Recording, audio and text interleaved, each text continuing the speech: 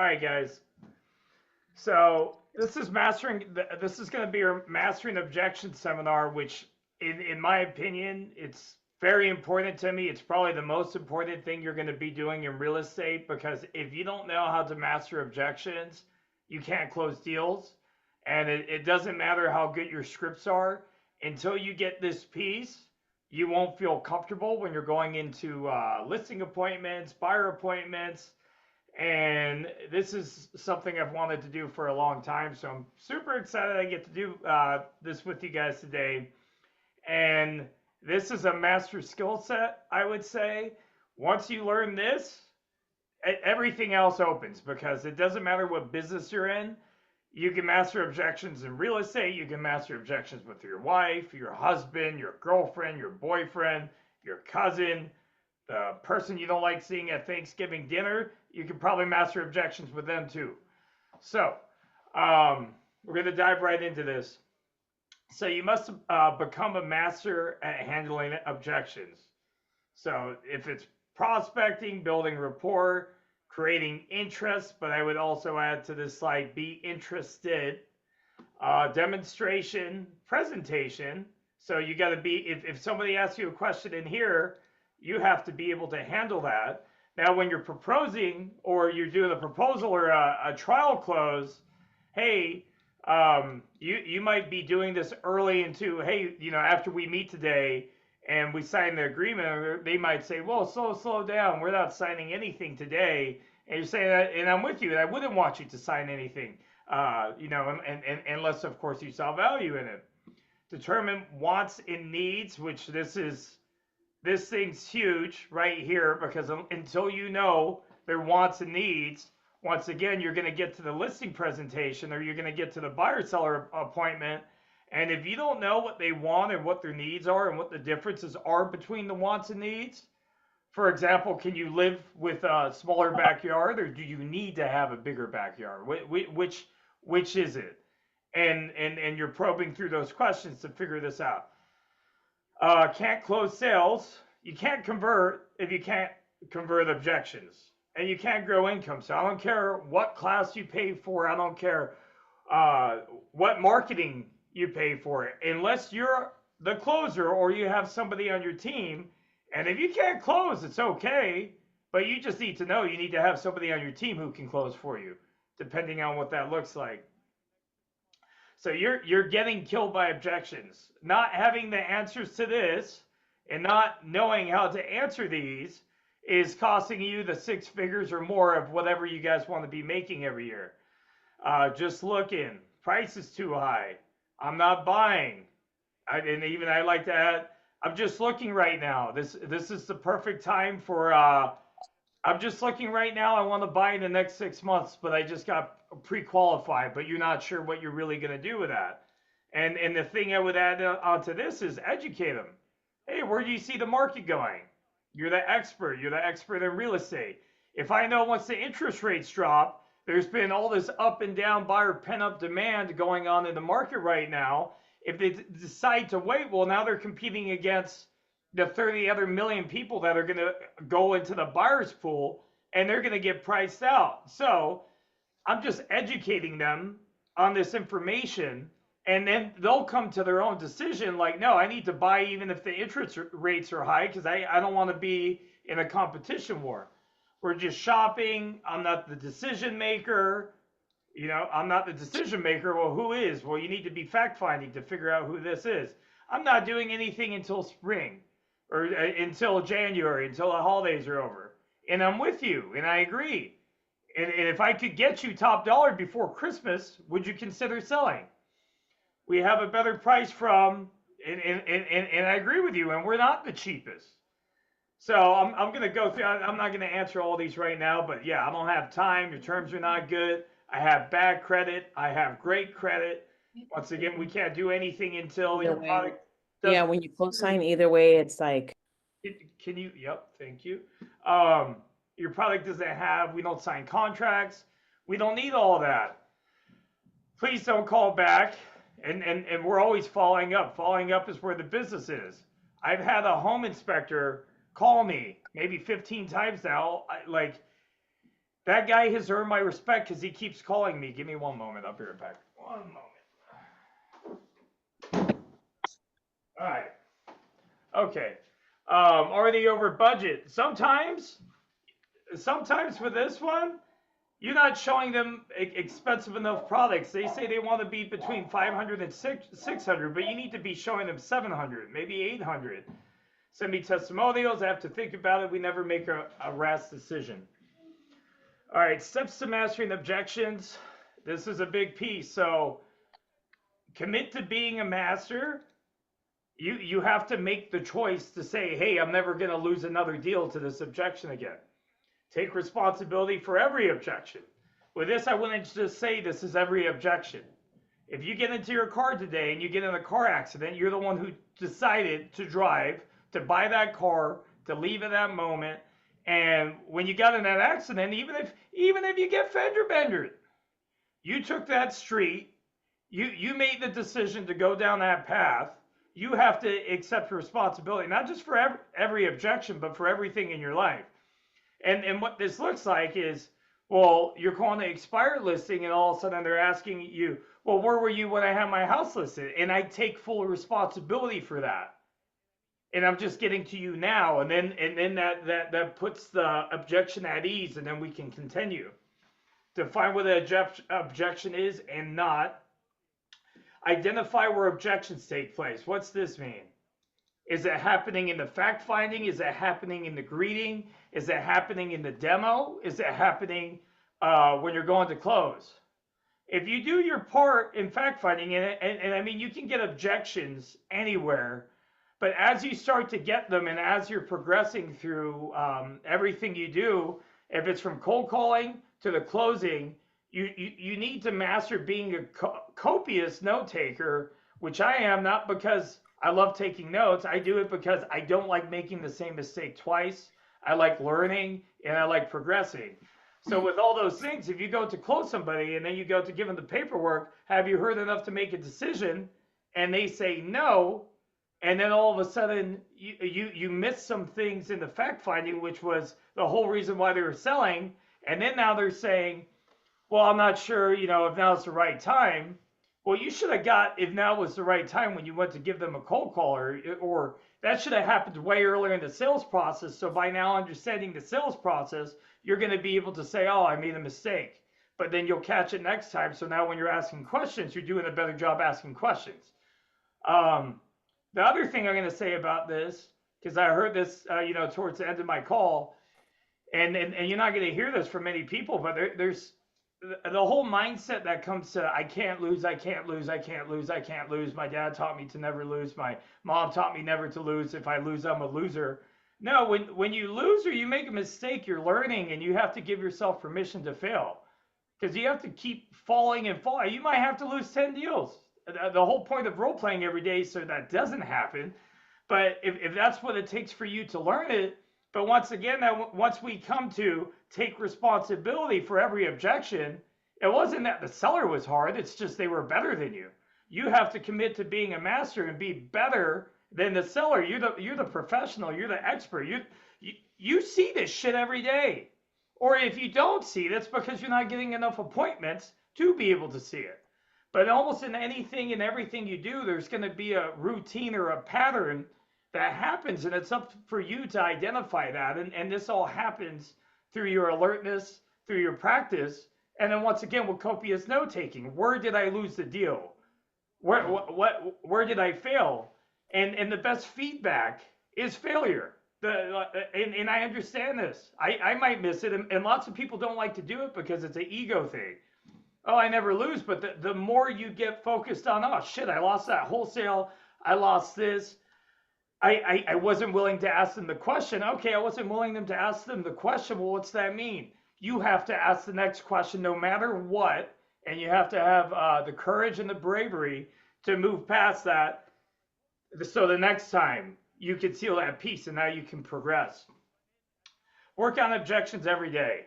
How did me and Johnny get so damn good? We were role playing 3 to 4 hours, 3 to 5 hours every day for the first year when we first started doing this. Another thing is we still role play. Johnny still role plays on closing. I'm about to start waking up an hour every single day so I can work more on my closing skills. Because for a second there, I thought I arrived in real estate. But then now I need to, now I'm coaching. It's a whole different thing. I need to keep working on my closing. Always be a student. Okay. So types of objections. Internal. So you say these to yourself. Oh, I need to think about it. Uh, External. Customer says these to you. I need to think about it. Valid. That is the objection. I need more time. Valid. But this is the objection. Well, I'm thinking about it, but invalid. Not the real objection. That's a fake objection. Spoken. You have heard the objection could be valid or invalid. So you're thinking it might be right and might not be right. Unspoken. You have not heard the actual objection. A lot of the times when you're going to close, and I found this one out, this jump started my trajectory with really starting to understand what the hell this page means, because I was doing all this objection handling and I was finding out the answer, and I said, hey, if I was able to list your house at 2%, get it listed at this, take care of this and take care of that, is there any other reason why you wouldn't list with me? And then all of a sudden my seller says, Richie, you've been amazing. You've been truly great. You've provided so much information that I haven't seen before, but my husband already picked a realtor. And I asked that in the beginning, but that was unspoken. But did I feel bad about it? Was I like, oh my God, these people, these humans? No, I said, shit. All right, well, there's nothing I can really do about that. I learned, but the best thing that came from asking that question was I learned about unspokens. And now I know I always have to ask that question, because no one thing can kill a deal. And if you think you're probing too much or you're pushing too much, you don't have a deal. So it doesn't matter. So we just kind of went over this. So 5 secrets of objections. And you know what? Before I move on, whatever objections you're hearing, there's a very good chance that that's what you do. So the biggest thing to understand from internal and external is, if you always say I need to think about it because you believe you always need to think about it, then when your clients say, oh, I need to think about it, it's not the right time, blah, blah, blah, you accept it because that's what you do. Or you say, oh, the 3%'s too high, I don't want to pay you 3%. And you're like, well, I do make a lot of money into 3%, and you go to agree with it, or you're asking for discounts. You have to accept. So coming back to this page, commit to being a master and take responsibility for every objection.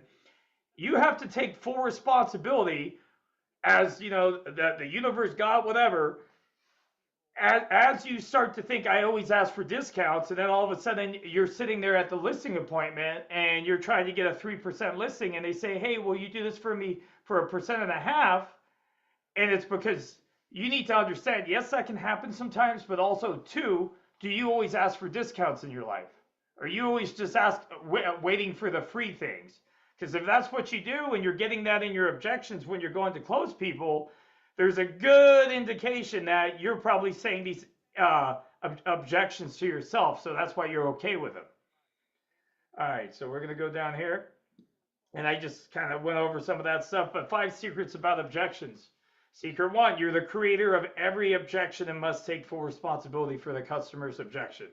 You need to read this over and over and over and over again, because you see it, but for this to get in your deep consciousness, once you understand that piece, you're going to be able to move so much forward in life. And me and Johnny always say, and I take full responsibility for that.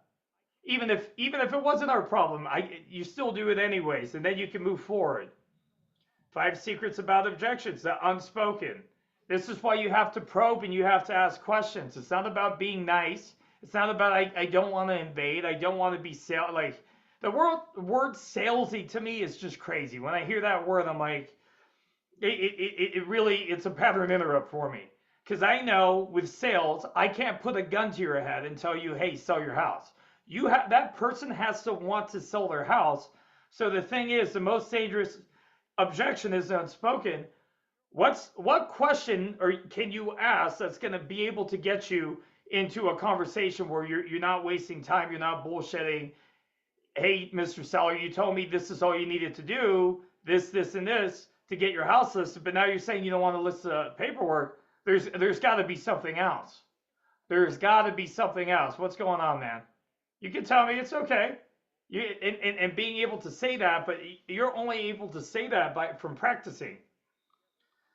Five more secrets. So most objections or complaints. This is another masterpiece of a question right here. And it takes a while for you guys to believe this. I know it took a while for me to believe this. So once you can understand this piece, which most objections or complaints that should not be handled, but used as a reason to close. The other thing I'll say with this is lean into the objections. You guys have to lean into the objections. If they say, I don't think the right's time. Okay, great, I'm with you. Can you tell me more? What would the right time be, or why not now? You're leaning into it. And they might not know, or once again, you're a buyer that got pre-qualified, but they're saying, I'm just looking. Okay, great. When you say you're just looking, what does that mean? And the thing I'll say about this one with objections or complaints, they can say, oh no, I don't, realtors make too much money, and I don't want to have people walking through my house, and I don't want to have to take pictures, and I don't want to have to clean my house. Those are all just complaints, and the price is too high, and then I have to move, and all that stuff. In our academy, we teach, you agree with it, and I get it. And what else? What else bothers you? And eventually you go to close them and you say, okay, so I understand listing your house. You don't want people walking through your house, this. If I was to take care of all that for you, is there any other reason you wouldn't move forward with me today? And they say, okay. And then they say, no, I would move forward. It's just like, but they just tried to make all these things. Oh, I don't have no money. It's too much money. As they start saying things, if you take those objections seriously and not as complaints, you're already going to talk your way out of the sale. And that's the whole thing, is sell or be sold. You're either selling them or they're selling you. And if you take the objections as serious as God's word and whatever, oh, this person just said this to me, and for me to help them, the only thing I can do is take that word as truth. Well, you're not gonna be converting as many people as you like. And you say, oh, well, that's being pushy. No, it's not. If you're calling to expire their for sale by owner, and their goal was to get to Arizona or Florida, and you don't ask these questions, you're not serving them. You can't help them. They're stuck in Vegas.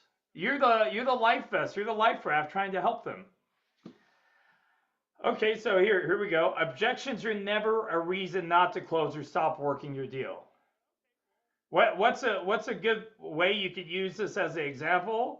Oh, well, no, I just really don't want to list my house right now. I'm thinking I'm gonna rent it.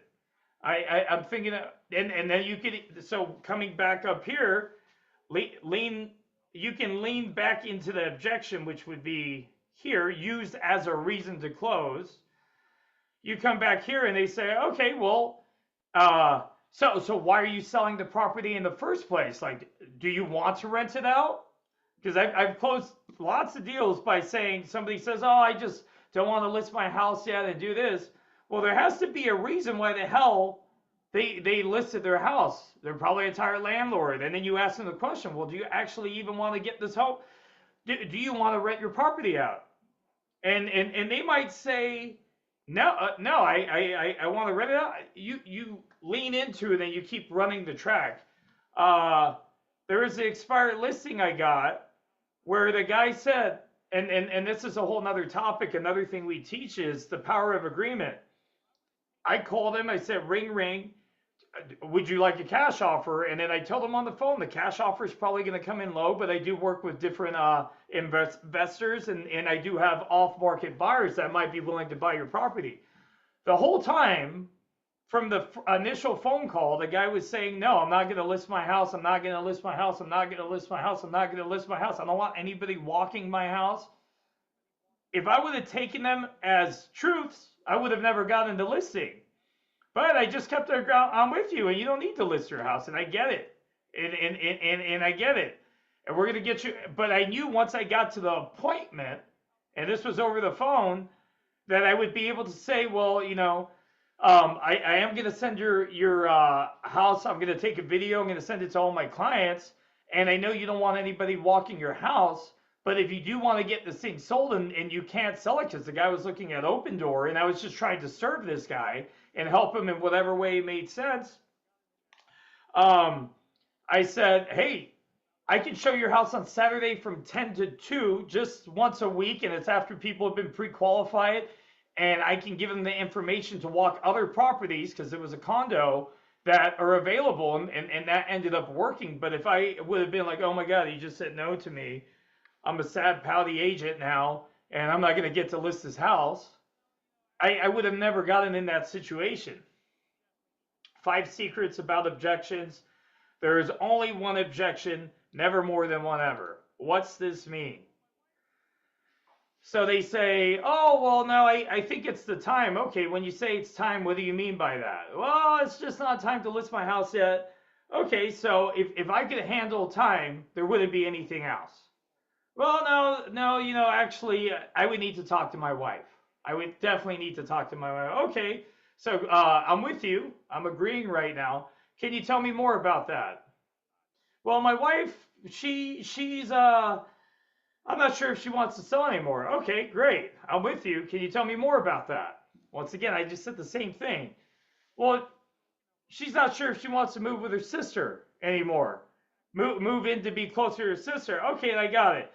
And then I can even say, so other than your sister or your wife wanting to move to the next, maybe not wanting to, would there be anything else? Well, I just got a job promotion and I kind of want to stay. Okay, so that is now going to, that's the unspoken I'm looking for.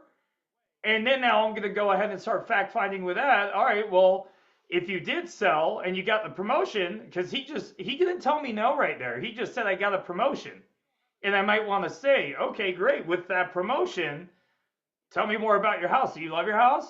On a 1 to 10, how much do you love your house? Well, we could still sell it and get you to upsize if that's what you want to do, or would you rather renovate the house? I'm still trying to serve either way, but there's only going to be one objection. And the other thing can be this, is most of the time you're on the wrong product. Like 90% of the time, you don't have a solution to their problem. You're not on the right product, and that's kind of what this goes into. All right, so objection defined.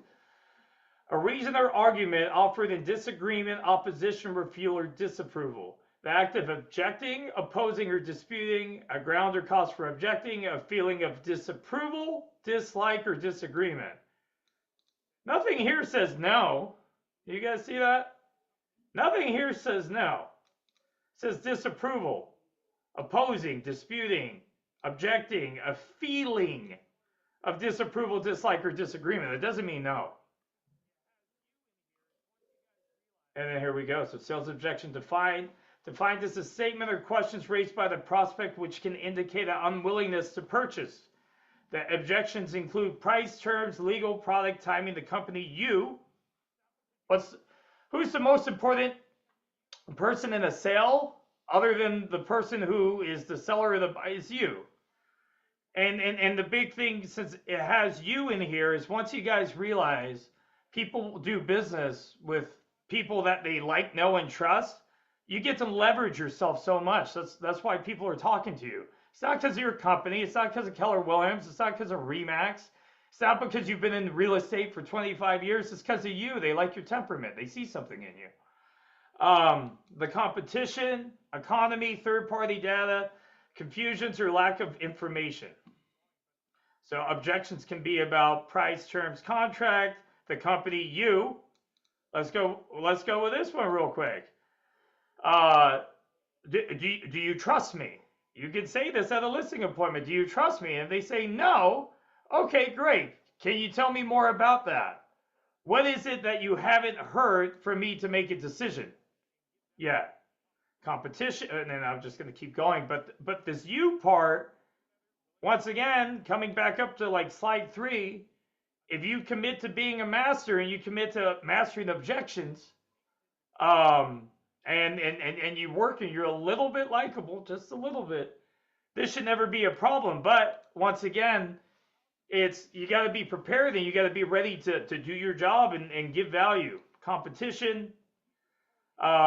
There's agents out there that are willing to do a 1% listing. Buyer uncertainty. Uncertainty kills deals, and it's your job as an agent to come in and give them certainty. It's not I think I can sell this for you. It's I know I can sell this for you. Based on what? A home just down the street, 4 houses over, just so for X amount of money, and your house actually is bigger. And based on what you just told me, you just did renovations. I think your house is way better, but I haven't seen it yet. Okay, third-party data, confusions, lack of information. Lack of information is huge. This is a very big piece, and we miss this all the time because as realtors, we assume. Realtors assume far too much, and the biggest thing is with objection handling, the only way you get to handle objections is by being curious. I'm curious. Can you tell me more? And you have to lean into the objections for them to start to talk about these things.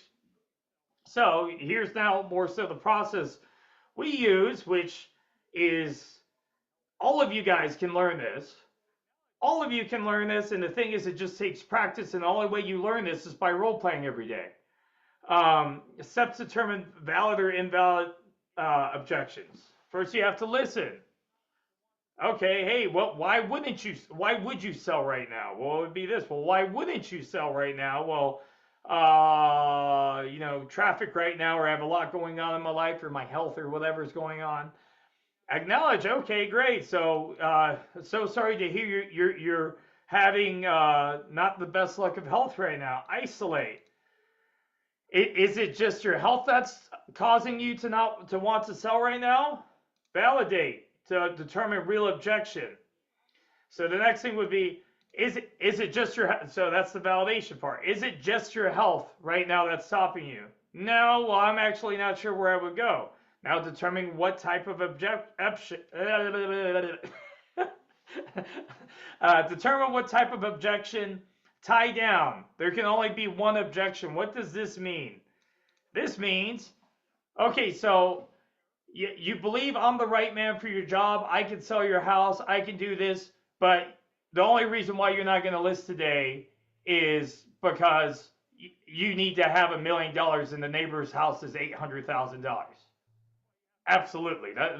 That's the one thing stopping us from moving forward. So if I were to sign your house at $1 million, would you work with me? Yes. And you are aware that your house is $200K overpriced? Yes. Okay, great. If that's what they want in that moment in time, that's all you have to ask, and then you handle that one objection. And then, but your next question, and this is why you have to be in the academy, to be able to know that you did a fact finding or you fact found is, okay, so what's, because now, for example, let's say that's a real scenario. The guy's $200K over list price. He's saying, hey, all I need is to list this house at $1 million. And you as an agent says, no way in hell am I listing this guy's house. Like, what kind of can of worms is this going to open up? I don't want to do that. And maybe you get into your ego. But then the next question you would ask is, hey, by the way, in 4 weeks, if you don't sell this property, you open to a price reduction. He says, no, I need the $1 million. Okay, great. So with the way, like, great, Trump just got in office, I don't think he can make things appreciate that fast. However, if you're willing to wait 2 years, it might take you 2 years or 1 year to get this thing sold. Are you okay with that?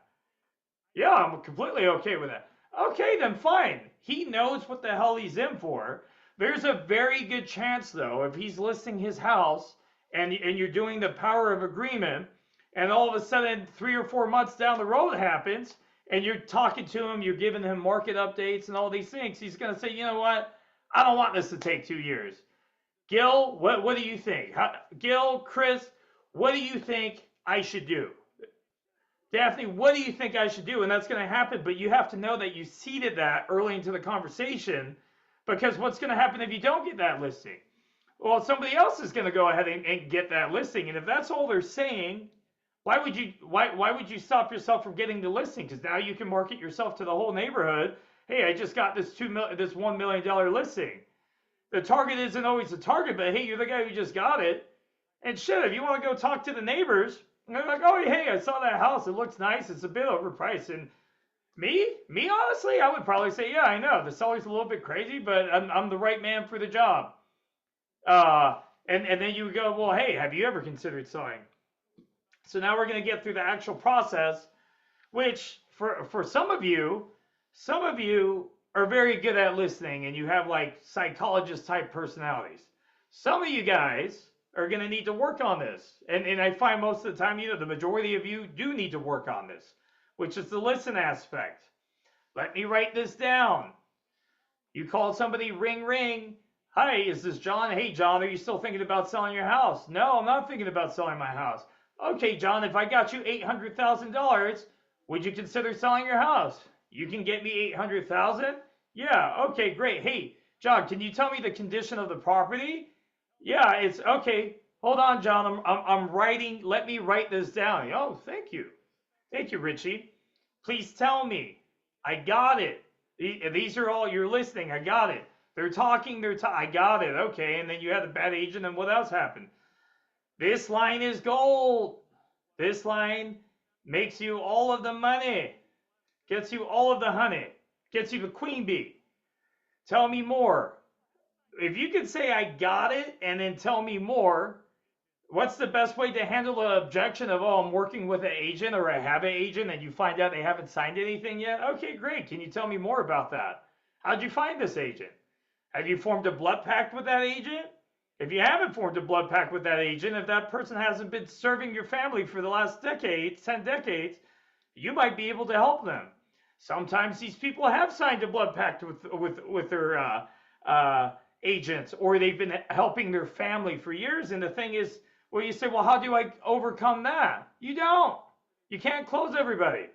And the only thing you can do is respect for that person in that point, and make more phone calls, talk to more people, follow up with your clients. Thanks for sharing is another great line. And so's tell me everything. If you just learn how to say, I got it, tell me more, and tell me everything, and thanks for sharing, you will find out so much about what the hell is going on for this future buyer, future seller. And now when you're fact finding, and once again, this is objection handling, but for our members in the academy, when you fact find and they're saying, well, and you're asking them and you're leaning into the objections and you're saying, okay, so you just believe you can't get $800,000. Why else wouldn't you sell? What else? You just keep saying this question, tell me more, what else? And then wants to know, that's it. Okay, now you can move down. Step 2, you have to acknowledge, you're right. I agree with you. I can see that. I'm in total agreement. Trump sucks. I'm with you. I get it. Kamala's the worst. I get it. I'm with you. You're right. I agree with you. I don't work with Latinos. I get it. I'm with you. I don't work with women. I get it. I'm with you. I'm in total agreement. I don't even know why you would give me a chance. And then as long like this page, this is all agreement right here. I think realtors make too much money. I'm with you. I get it. I'm in total agreement. I feel the same way. Realtors do get paid too much. The Raiders suck. The Golden Knights suck. Whatever. My goal, my intention is to get paid. Nothing that comes out of their mouth, even if they try and offend me, whatever, I care about. Because the one color I care about is green. Green's my favorite color. And if you can get past that point and put yourself aside, because once again, coming back to that page, become a master and accept full responsibility of everything. It's not woe is me. You're the person who decided to get into business to call people and be a realtor. You're the one who, after your friends and family, put yourself in the situation. And you have to realize that. And once you realize that, you're like, okay, well, why did I become a realtor? To make money and set my own schedule and go on vacation for 3 months. You know, whatever that means for you, that means for you. But when you accept full responsibility, coming with everything you do in your life, which is mindset so important, then you can get past this point. Because, you know, even if this person does talk some shit to me real quick, I'm in total agreement. I'm with you. You know, I don't even like how I sound either. I'm sorry that you have to hear my voice. And the faster we get your house closed and sold, you're not going to have to hear my voice anymore. And then you smile. All right. Isolate. What are your other concerns? What else bothers you? So this piece is they give you the objection, right? They say, oh, it's time. All right, great. What are your other concerns? Other than time, what are your other concerns? Other than not needing to talk to your wife, what else bothers you about getting your house sold or bought?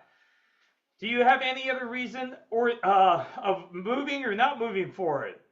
So why else wouldn't you move forward?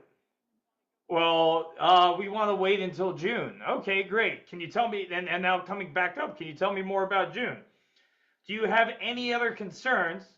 If I could solve that one problem for you and get your tenants out, is there any other reason why you wouldn't sell the property? And what if I was able to sell your property with tenants in place? And you don't have to worry about which city you are, you know, and then you can finally go to LA County or wherever. And with what I just said, what I just did there is I handled an objection and I just future paced them to motivation to get them to, hey, here's your pain. If I could take care of you a little bit of pain right here, and I gave you this multivitamin, so you could get back to Oregon or wherever the hell you're going. I'm giving them two things at once. So it's pain and motivation at the same time. Validate. This is step 4. What's your real objection? What's your real concern? There's got to be something else. When you say that, what do you mean? This line is magical. When you say that, what do you mean? Well, I'm just not sure yet. Okay, great. And I'm with you. I'm listening and I'm acknowledging from the previous 2 slides. But when you say it's time, what do you mean about that? Well, it's just time. I need more time. Okay, great. Do you need 7 days? Do you need 14 days? Do you need 3 months? What is it exactly that you need? Well, I just need 2 weeks. I never make a rash decision. Okay, great. So in 2 weeks from now, do you think you're still going to be wanting to sell your house? Yeah. So what's time going to do for you? Would you rather wait for 2 weeks and interview 7 other agents, or would you rather have me bring you a signed contract in the next 2 weeks? So is it just time for you? Okay, great. And then you shut up after you say that, and they'll say, no, you're right. And then you could even say, you could stack that with, do you trust me? Am I the right person for the job? Okay, so what's time going to do for you? But if you didn't fact find earlier in the sales process, you're not going to know what the hell you're doing. And then one more, why do you say that? It's when, where, why, how much is it costing you? Oh, well, you know, I have my house paid off and I'm not sure what I really want to do. All right, well, how much is it costing you to not be sure? Let's put a monetary value to that. So the property isn't paid off. You don't want to get another tenant in there. There's a reason why you're selling this house. You didn't just wake up today saying, hey, I'm going to sell my house. You've had 3 bad tenant experiences. When is enough enough? And by the way, even if I took care of that problem for you, what are you going to do with the money? Even if you did sell this property, even if I could help you, what are you going to do with the money? You're going to sit on it? You're going to do a stock play? You're going to buy another property? I'm not a property manager, but if that person said, hey, I would want to buy another property, I would then go ahead and say, dude, you need to get a good property manager, and I have one for you. But let's get rid of this one first. Am I a property manager? No, but I'm solving their problems. Bonus magic validator. That wouldn't keep you from owning it, would it? Oh, it's $500 out of my budget. That wouldn't keep you from owning it, would it? You really like this house, right? And where do you see yourself going in the next 5 to 10 years? Are you still going to be in this neighborhood? Oh, no, this is my forever home. So would you rather buy this house at 7% or 6% interest, or have to pay $100,000 more when Trump really gets in and the rates start dropping and then everybody has buying power? Oh, shit. No, you're right. Okay. Can you afford this right now, even if it was $500 out of your budget? Could you find a way? Now I might even go back into how much. Oh, you told me you drink a lot. How much do you spend on drinking? So would you rather keep having those $500 bar tabs, which keep doing them, but just do them less frequently, and you can do that $500 price cap for the budget. And because this house is so damn nice, and in your California, and it's not Florida, it's not Texas, we don't have floods, we don't have hurricanes. You know, the appreciation is always going to go up. So what are we talking about here? Step 5, determine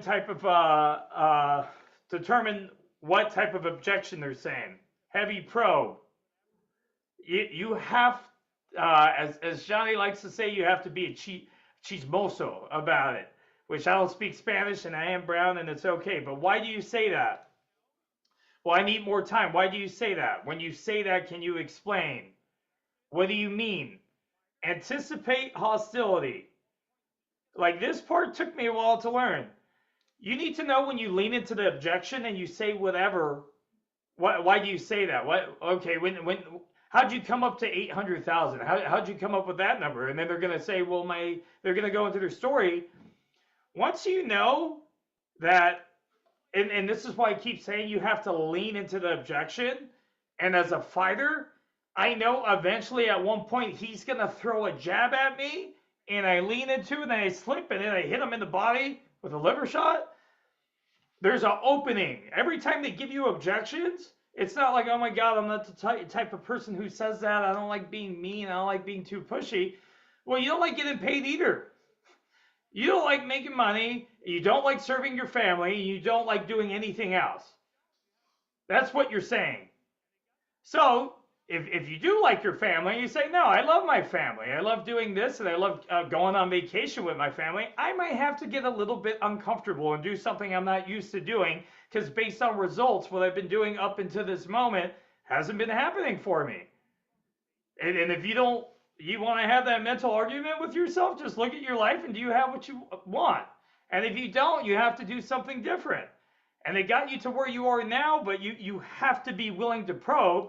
And the other thing is this: no one thing can kill a deal. Once you believe that, no one thing can kill a deal, then you know, hey, the only way you get into a trust conversation where the bullshit goes away is you're asking them, dude, you're broke. Your house is in foreclosure. They've sent all these eviction notices. They're about to foreclose on your house. Do you want to be homeless, or do you want to do what's right? And I know we're behind and we're in an 11th hour, but I need to help you. You need to help you. Does that make sense? And then you know, it might be a little bit uncomfortable, and they say whatever the hell they say. And then you help them. The only way you can help the only time you can help your clients is by doing the heavy probe. Now I need to talk to my wife. Okay, great, I'm with you. And when you say you need to talk to your wife, can you explain? What does that mean? And like, that's this part right here, I think, is probably the most, I mean, every part's important, but being able to become the person that asks those questions, and it's a step-by-step, day-by-day thing that allows you to become this different person. But all this really does is going to just make you more money, so then you can help your friends, your family. And the issue is, with this, our parents tell us not to talk to strangers. Don't be too pushy. Don't be too anything. And then you have this thing in your head that says, oh, I don't push people. I don't ask questions. But if you can't talk to strangers, and if you're not supposed to talk to your friends or family, who the hell are you supposed to talk to? And you can't help them until they get out of their own way. So that's enough on that page. Determine the type of objection. This is an internal process. You must know the why. You must know the why. And if you don't ask questions, if you're not heavy probing, you're not going to know the why. If you just accept it, because objections are just complaints, and sometimes there might be a real one. So you must know why the buyer's objecting, and about what. Is this an objection valid or invalid? Have you found the real one objection? Is it the money? Okay, great. So if it was $0, would you move forward today? If I were to sell this to you for $500 today, it's just the money, would you be willing to move forward? Yeah, I would be willing to move forward. Okay, great. Well, then I know its price. If it's terms, they're saying, no, I don't really know if the terms are good for me. I don't like contracts. I don't like doing this. I don't like doing that. Okay, great. Can you tell me more about that? Where else have you made a bad decision and your terms all the time? Interesting thing about psychology is humans, they operate lives through past experiences. They did a study where they had Alzheimer's patients and they had people with normal memory. And the thing that they said was they went to the Alzheimer's patients and they would ask them, hey, do you think $5 per gallon is expensive for gas? And the Alzheimer's patient said, no, that's what it's always been.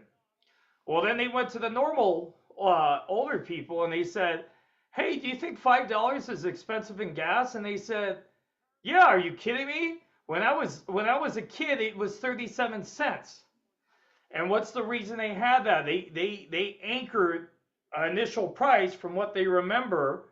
And this is how humans make decisions. People, this is how you make decisions.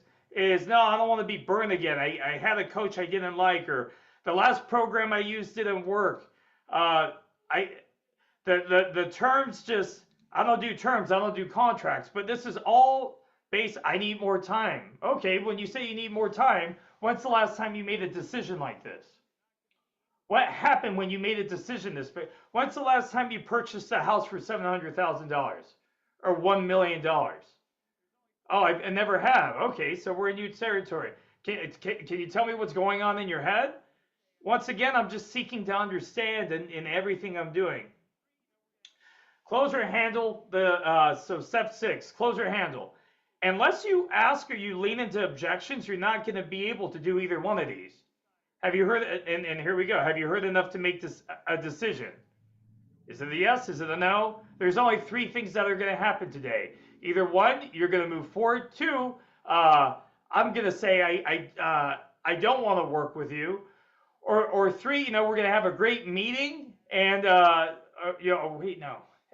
It's 1, you're going to choose to work with me. 2, I'm going to decide to work with you. Or 3, we're just going to shake hands. You're going to make a friend, and we're going to go on to live happily ever after. This is the objections I use when you're fact finding, or you're with a listing, or you're calling an expired or a FSBO. The thing here is, oh, well, I had a bad agent. They had horrible communication. They didn't do open houses. They didn't even help me stage my house. So once again, you found that out in fact finding. So if we took care of bad communication, I was to follow up with you every week, I was to do open houses, and I staged your house, is there any reason why you wouldn't move forward today? And you're going to close them.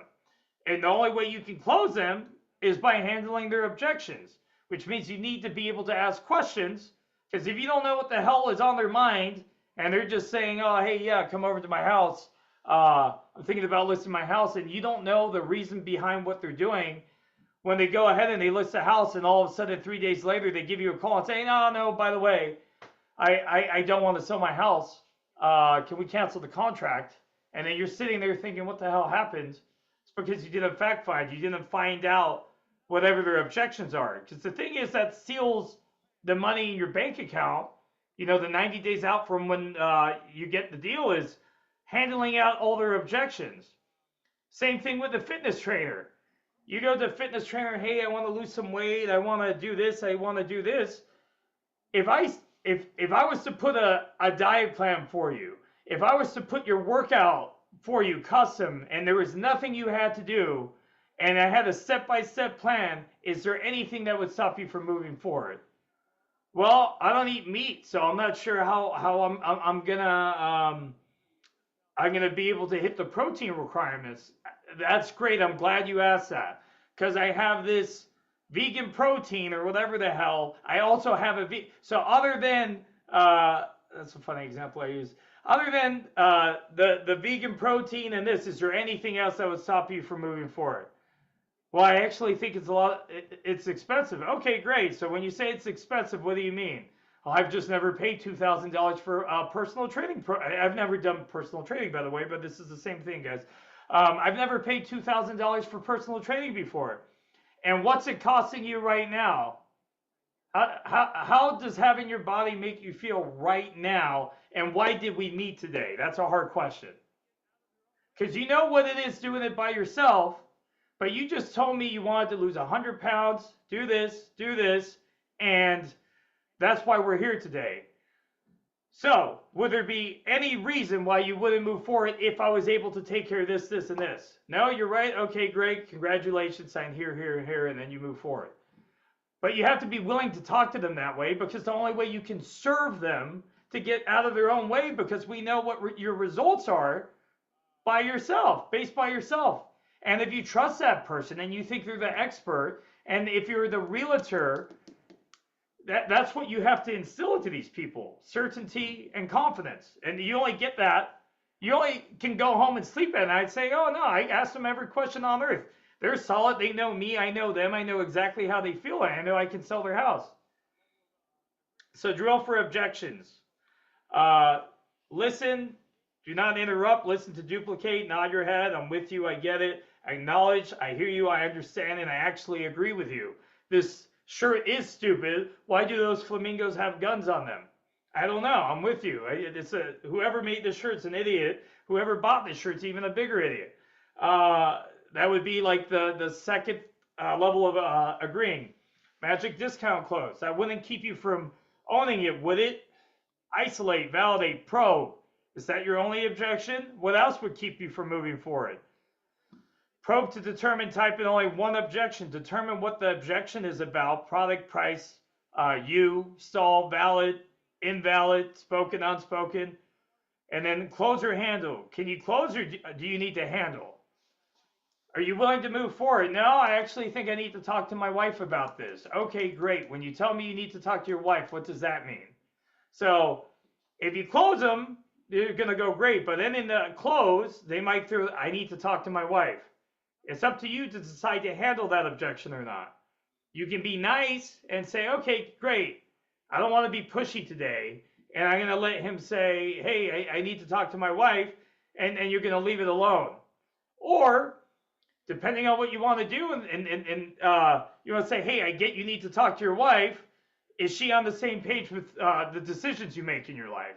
Yeah, she typically is. Okay, so other than you needing to talk to your wife, what is it? Is it me? What don't you believe? What don't you believe? And then you go through that process. Biggest mistake, yeah, so this is huge. I said it kind of earlier. Biggest mistake in handling objections: treating objections as objections when they're just merely complaints.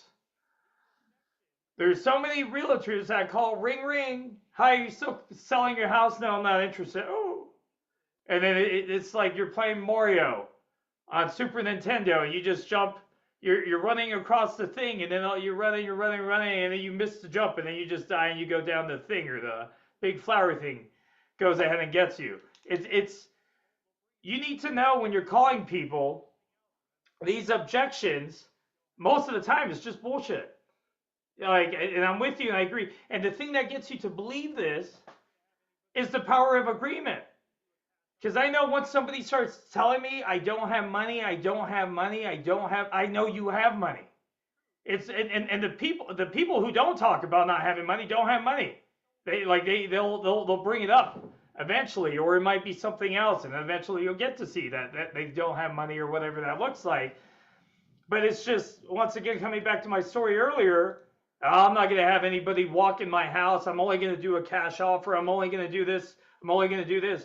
If I would have believed that those as truths, I would have never gotten that listing. I would have never got to help that guy. But I was so sold in my head that I'm going to get this guy to say yes, which is a mindset thing. It's not like, oh, I'm going to go in there and I hope I'm going to. No, I know I'm going to get that listing agreement. It's like, I know. I don't have to think about it. I know I'm going to do it. And if I don't, well, shit. I was wrong. But most of the time, like, my mentality is the only thing I can win. But that doesn't mean I'm afraid to lose or I'm not willing to not learn. There's a big difference with that. Most people are so scared of failing. And failing teaches you. Failing is the best teacher you can have.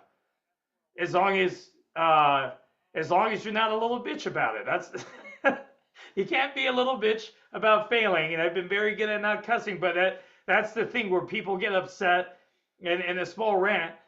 LeBron James would be so much better if he wasn't whiny, blaming his teammates all the time, and if he uplifted them and empowered them when it's right there with being able to close, and he'd probably have 4 more rings, and that's where I'll leave it there. Complaint defined: an expression of discontent, regret, pain, censure, I don't even know how to say that word, resentment, grief, lament, fault finding, complaint about poor schools, a cause of discontentment, pain, grief, lamentation, interesting words. I don't even know what that means. Objections versus complaints. Price is too high. The product's not right. I don't think your product can solve my problem.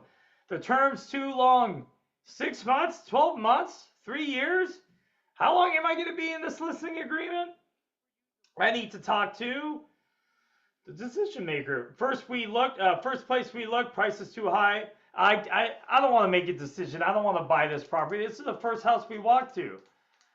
And I take full responsibility for that. And the thing that I know is this house is perfect for you based on what I know.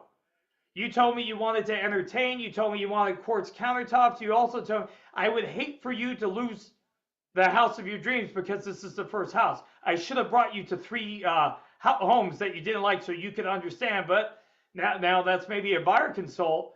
But I strongly suggest you write an offer on this one, and we can still go to those other homes, and you'll see what's what in the market. But I strongly consider you make an offer on this property. We don't need to see. You told me you already want this exact property. I've sent you 5 of the best homes of the 300 in this area, and we're going to go to them. But this one is the one for you. And there's some more things you would do on the closing. But anyways, objections first complaints, they sound exactly the same. They're always going to sound the same. It's going to come to your mindset and the probing questions you ask to figure out what they are, if it's true, if it's not true. Golden rule of objections. Treat all objections as complaints until isolated, validated as legitimate objections. I'm not saying all objections aren't real, but the majority of the time they are. The majority of the time you need to know in your head, man, I'm going to win. I'm going to win. I'm going to win. This person's just throwing shit at me, and you're Neo in the Matrix, and you're avoiding all the shit, and eventually you're going to get to the point where he's going to say yes. Or you're going to be able to narrow it down to one objection, and then you can handle it, or you can close them at that point, which you get there through practice. So acknowledge the complaint and close. Most of the time, the closer is handling a complaint that never required more than I understand and I agree with you. I felt the same way. Sign here. Damn, that program's expensive. I'm with you. I get it. And I know it's expensive, but sign here. And you smile. And that's all you have to do. You don't have to, you never go back once you're at the close, back into the sales process of starting to explain yourself and all these things. If you leave the close and you go back to, because they throw an objection at you, and you didn't commit to being a master, you didn't commit to taking full responsibility, and all of a sudden this objection popped out of nowhere, and you're like, oh my God, how could they? And you didn't anticipate that. That's your fault. Maybe if it happens to you once, that's okay. If you hear some new shit that you haven't heard before, that's okay. And once again, it comes back to, well, how do I learn? Even if you do end up missing out on that one deal, you have to say to yourself, I'm going to go ask my broker. I'm going to go to my community. Do you have a community? Do you not have a community? Do you have people that can help you with this? If you mess up a question, but if you sulk on it by yourself and you miss the deal, well, you didn't get any better. And all of a sudden in 10 years, but you're still doing real estate, missing the same shit because you don't want to take accountability or responsibility for your life. And woe is me.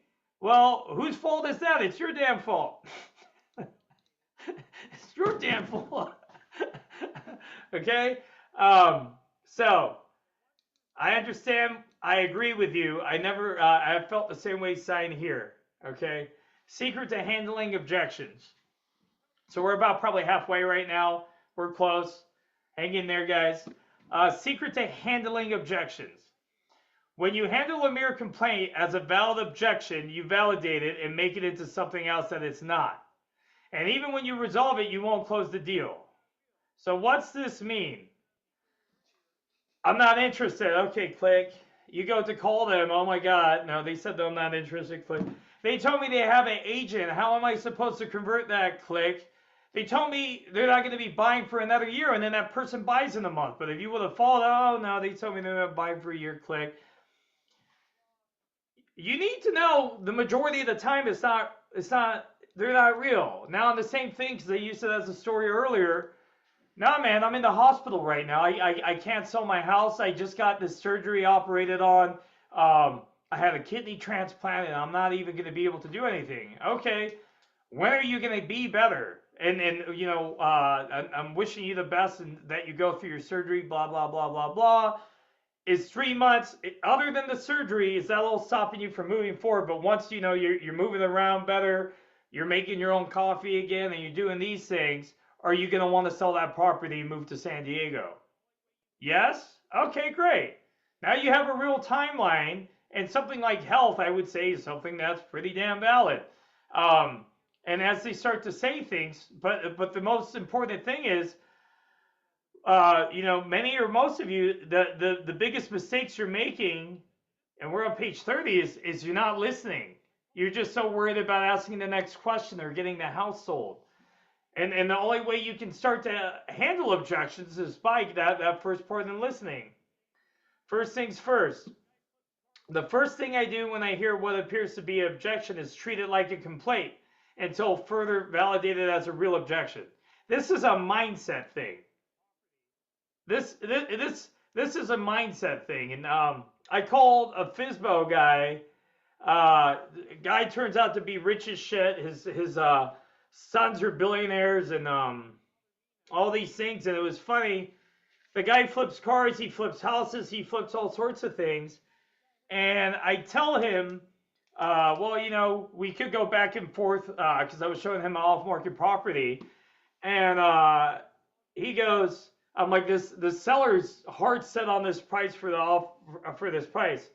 And he said, hey, man, I've heard no 6 times before I got my yes. Don't bother me none. He's like, we're in escrow. They said they wanted more money. I said no. They wanted more money. I said no. And the guy has had that success, but it's a belief, it's a mindset he has in his head, and I love sharing that. So the first rule of selling will serve you well in determining whether an objection is valid or not. If it's a legitimate objection, you will know soon enough, because when you try to handle it as only as a complaint, your prospect will make it clear that this is more than that. No, man, the money's a thing. I can't come up with the down payment. I have to wait till September. I have to wait until, okay, well, shit. You know, you're waiting until September, but now you didn't waste any time. And you also know you don't have to be showing that person homes from now until now, man. We'll get around to your house unless you get a gift. And we can start looking at, maybe in August, we can start looking at houses and see where you're at, depending on what's going on with your divorce and everything you got going on, right? Trust me, most of what you hear in the close are not objections. They're just mere comments or complaints. No different than someone commenting on the weather. God damn, this steak's expensive. $100 for an 8-ounce strip?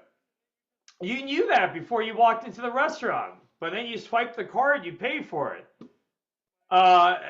Every time you go and drink a cocktail, it's $16 or $20. And then you look at your tab. Fuck, I just spent another $300, $500. but you still pay for it anyways. But for some reason, as realtors, people throw complaints at us, and you take it so serious, and then you're just like, oh, okay, well, I guess I got to look for all the people that are interested on the phone when I call them. No, 90% of everybody you're going to call is saying, no, I'm not selling anymore. But depending on how good you are with being able to handle the objections, you're either going to be able to get the deal or you're not going to be able to get the deal. And it's something you have to practice. You have to role play every day. Which is why our academy/community is so damn powerful. Because I could teach you guys this stuff, but you have to get into it, just like you have to work out. And the thing is, with working out, your first month, you know your body's going to feel like shit. It's going to suck. And you're going to be sore for 4 days at a time. By month 2, you're starting to feel better. You're still a little bit miserable. By month 3, your friends are saying, "Oh my God, you're starting to look really good. What are you doing? You're changing your eating habits. You're changing this." Nothing happens overnight. And a thing I was thinking about yesterday was, if you were to tame a wild stallion and you got to break that thing, and it's this majestic black horse that you have to break, it can take 3 to 12 months to break down a stallion. Now that stallion in your head is the survivor version of you that got you to the Zoom call today.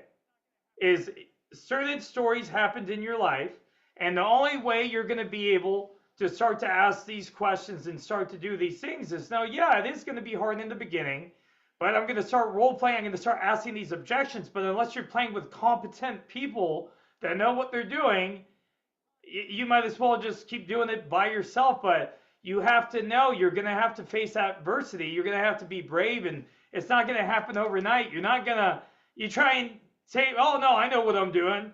Come over here, horse. Come over here, stallion." He's going to kick you in the mouth and you're going to die. You're going to die. You're going to have to be sitting around him and whatever. I'm not a horse guy. However, it's going to take some time. Like, have you seen a horse? When's the last time you saw a horse? They're gigantic. They're massive. They can bite your hand off. They're beautiful, yeah, I'll give you that. But and that's what you're going against in your head with everything you guys do is, except we say, "Oh no, it's me." No, there's a good chance most of you guys don't have that much awareness of how you really think, or you don't have control of your inner monologue. The best way to get that support is to get around people that are actually doing it, or can give you feedback and say, "Hey man, no, you forgot to listen again. You forgot to ask this question." The rule of responsibility: look at the objections you continue to get, and I assure you that you will have some agreement with those objections. This is happening to you because of you. So for example, I need to think about it. Every time you go to buy something, do you tell people, "I need to think about it"? Every time you go to buy something, do you say you need a discount? If those things are happening, you're manifesting that into the universe, God, the quantum, whatever. I believe in all of them. And it's happening because of you. And once again, that comes back down to the other principles. Become a master and accept full responsibility. I've never seen somebody swipe their card as fast as Johnny. Me and Johnny paid, it was my second time going around, but it's been $10,000 for the speaking course. I told Johnny about it, and he just swipes his card. There's been so many different times I'm out with Johnny. We're at a steakhouse, we're somewhere else, and he just swipes the card fast as hell. And the reason why he does that isn't because he's irresponsible. It's because he wants his buyers and his sellers and whoever he comes in contact with to be able to do that as well, so he doesn't get those objections. He never says, I need to think about it before he does something, so he never gets, "I need to think about it." I don't really get those objections either. And the thing is, now coming back to, you are the 5 people you most surround yourself with. Well, who do you want to surround yourself with? You want to surround yourself with killers? Because that's the only reason me and Johnny made this community, but also because we were crazy enough to help each other, and we both drive like that. I've always wanted a community of just people that are crushing it in real estate or in whatever profession I'm doing, where smart questions are being asked, that people actually know what the hell they're doing, and they've been to war before. Because I've had the 9-to-5 jobs where your boss is telling you to do all these things, and they don't know they don't know it at all. They just they sit back and they tell you what to do. So once again, the rule of responsibility, guys: whatever you're saying or whatever objections you're hearing, and you have to write the objections down, you'll start to find out that you have some agreement, and that's why you're getting these. So this is homework. For the next week, write down every objection you guys get. See how many you use in your own life. Separate internal and external. So coming back, quick refresher on that: internal and external. Internal is, I need to think about it. I need to talk to my wife. It's things you think about. External is, what are the people saying? No, it's not the right time. Now, I don't think I can get my price. And then you need to locate where in the sales process they're happening. Is it in the greeting? Is it in fact finding? Is it in the demo? Is it in the close? And then once again, if you're honest with this exercise, you will be amazed and by how you're being stopped by negative ideas with which you agree. The other thing with that is just think about you're going to dinner. For those of you that have families, I would say just really try and become aware about how you're responding to them. Your girl comes up to you, your daughter or your son come up to you and say, "Hey, can I have this?" And you say, "No, not right now. No, not yet." And of course, you're still parents. However, just think about that stuff. And then now, when you go to call people and they say, "No, not right, not now," or whatever, then you're gonna be like, "Oh shit, where else does this lead to?" And that's the whole thing about awareness. Because once you become aware, it's hard to become unaware because you just start realizing all these things that you've never seen before in your life before. So this would be you would have the objection you're getting, and then so this would be the external objection, and this would say, hey, yeah, no, I do need to think about it, or no, I don't want to get out of bed right now. I don't want to wash the dishes right now. I don't want to cook food. For every I don't, and then you start to hear these over here, it's because you're manifesting this stuff in your life. And once again, the analogy of taming a wild stallion is going to take a day at a time. If you've been smoking a lot of weed or drinking every day or whatever the hell you're doing in your life, you're procrastinating. You're supposed to make phone calls at 9, but then again you get on YouTube and say, "Oh no, I need to stretch. I need to do this." Or I need to actually help my. Do you really need to be helping your kids doing that right now? Do you really? Is it serving you in your life? And be the best dad, be the best mom, and that stuff matters. But there comes a point where enough is enough with the decisions you're making. So that's the homework. You create your own objections to explain to you what I mean by that. So let me see. Let me read this real quick. Yeah, okay, so great. One of my most trusted associates who once came to me and said, "I can't get any of my leads to close. It's weird. They have the money, they can do it, they want to do it, they can afford it, they know it's only a matter of time before they will do it, but I just can't get them to close. I can't figure it out. What do you think it is?" I said, "Well, it's simple. You do the exact same thing in your life. You won't spend money on those things that you know you need, so when it happens to you in the close, you can't close your prospects because you agree with what they are saying. You need to." So once again, coming back to Johnny, coming back to me, it's important. Don't get me wrong, but you need to open up the floodgates and start saying yes in your own life. Your customers somehow will reflect that exact belief barrier that you have, and won't. If you believe it, then your customers will feel that exact objection that you're putting it out there into the universe. And they won't release the money just like he was. So you have to, and once again, it's a mindset thing. It's a day at a time.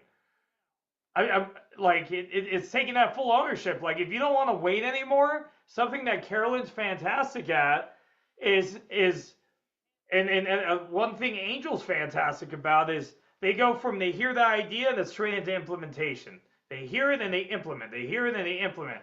"Oh, hey, yeah, well, I'll call my lender on Tuesday." No, let's call them now. How do you get to, "Oh, we'll do it tomorrow," to now? It's no. It starts with everything you do. How you do anything is how you do everything. If you cook, finish doing your dishes right then, and you can't lay down and you can't watch whatever the hell you like watching until you wash the dishes, and then your habits start to transfer with everything you're doing. So this we're going to skip this page, but to give you an idea, which do you of these, what do you do when you guys are buying? I need to think about it. I have to shop. I always get the best price. I always get the best price. As Latinos, we get, "Oh, you need to get a discount," right? I have to get a discount. "Oh, it's a good deal. It's a good deal. I have to buy." I just have to have a one up, and lots of us, there's different cultures we come from, and this is all the stuff our parents teach us, and that's exactly what we're dealing with our clients. and they have those past previous experience or stories that say all these things, and this is what you're dealing with. But now if you're aware, you're not just like, oh, hey, well, it just happened. No. Were you paying attention to everything else? Because there's a good chance when they say one thing, if they've done it before, they'll be willing to do it again. Oh, well, I'll just get my money back. I'll just buy it, I'll get my money back. And then you never have to commit, and you always figure out a way to do that. It's not in their budget. I need the best deal. What else can you? We never pay full retail. All right, great. Good luck doing that at Louis Vuitton or BMW. Whatever. They're not going to play that shit with you. There's the door. And with that, there's the door mentality. That's an awesome mentality to have. What are we doing here today? You're either going to move forward or you're not. And with that's that's how you need to be doing everything. Is having intention behind everything you guys are doing. Secret to objections. The objection typically has tremendous energy in it when it's valid. Use the objection as a reason to close, not a reason to delay or prevent the close. Once again, lean into the objection. If I'm fighting somebody who's 6'3", I know I have to wait for his jab, and I'm 5'8" to get in to hit him in the body. But until he throws that jab, I know if I'm waiting around, he's going to hit me in the nose. So I'm using that as my advantage. For example, when you get somebody on the phone and it's a FISBO or expired, they're like, oh, you fucking agents or another damn agent. I'm starting to cuss now, but it's because I'm speaking about that energy. My first expired I ever got was, oh, realtors or another realtor. I never talked to realtors. Realtors are they're shit for brains. And I'm like, and I'm with you. And I matched her at her energy. And I was like, I get it. You should feel bad for me. I have to work with these realtors every day. Blah, blah, blah, blah, blah. She started talking shit. She started cussing on the call. I started cussing on the call. So because I'm mirroring her in that energy. But when you have all that fired up energy, now we're talking about it versus being like, oh no, all realtors are perfect human beings. All babies are beautiful. All this is this. I was able to connect with her through her energy, right? And then I was able to handle the objection. And I used to fire. So it's actually, when somebody is coming in hot, it's great because they have energy and you can use that energy. It's just like judo. I don't even do judo. But the whole thing behind judo is you use their energy against them. Somebody comes to attack you, and then you do a Steven Seagal hip roll or hip toss. Okay, using the objection to close. Okay, so contract term is the objection. Use the term to close. Don't set a shorter term, but offer a longer term as a way to reduce monthly costs and invalidate term as objection. Okay, great, I got it. 6 months is way too long for you. If I were to do 1 year for you, and I were to take $100 off of the top of the price, would that work for you? Okay, no, that would. Okay, well, we can go to 18 months, and I'll take $200 off of the top price. Now, would you be willing to move forward? So that's the example for that. Objections have locations and categories, right? Greeting, location, price. So these are all the objections here. What does red herrings mean? Red herrings are the unspoken, or Chris Voss calls them the black swans. And these are the most important ones you have to find out. But where's it happening in your sales process? Is it the greeting? No, that's not enough money. Give me your price. You call somebody for a wholesale or cash. Give me the price. Starts off here. Or is it in the demo? Okay, no, I don't believe in the timing. You have to become aware that in all of this, that objections are landing. And then if you do great with the greeting, you do great with the demo, you do great with the proposal, they like you, they know you, they trust you. Then they get through the demo and they're, oh my God, I can't wait. I've always wanted to work with Keller Williams. And finally, here you are. But then all of a sudden you get to the close and they say, are you willing to move forward with me? This is after the close. And they don't move forward. Well, you need to practice your closing skills. Or why do people keep canceling after you do sell your product? Well, you probably didn't fact find and you probably weren't on the right product.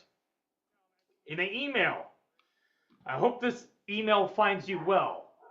You know, whatever comes after that's not going to be good. Okay. Greeting objections. They're mostly meaningless. They should only be acknowledged and agreed with. You walk into Best Buy, I'm just looking.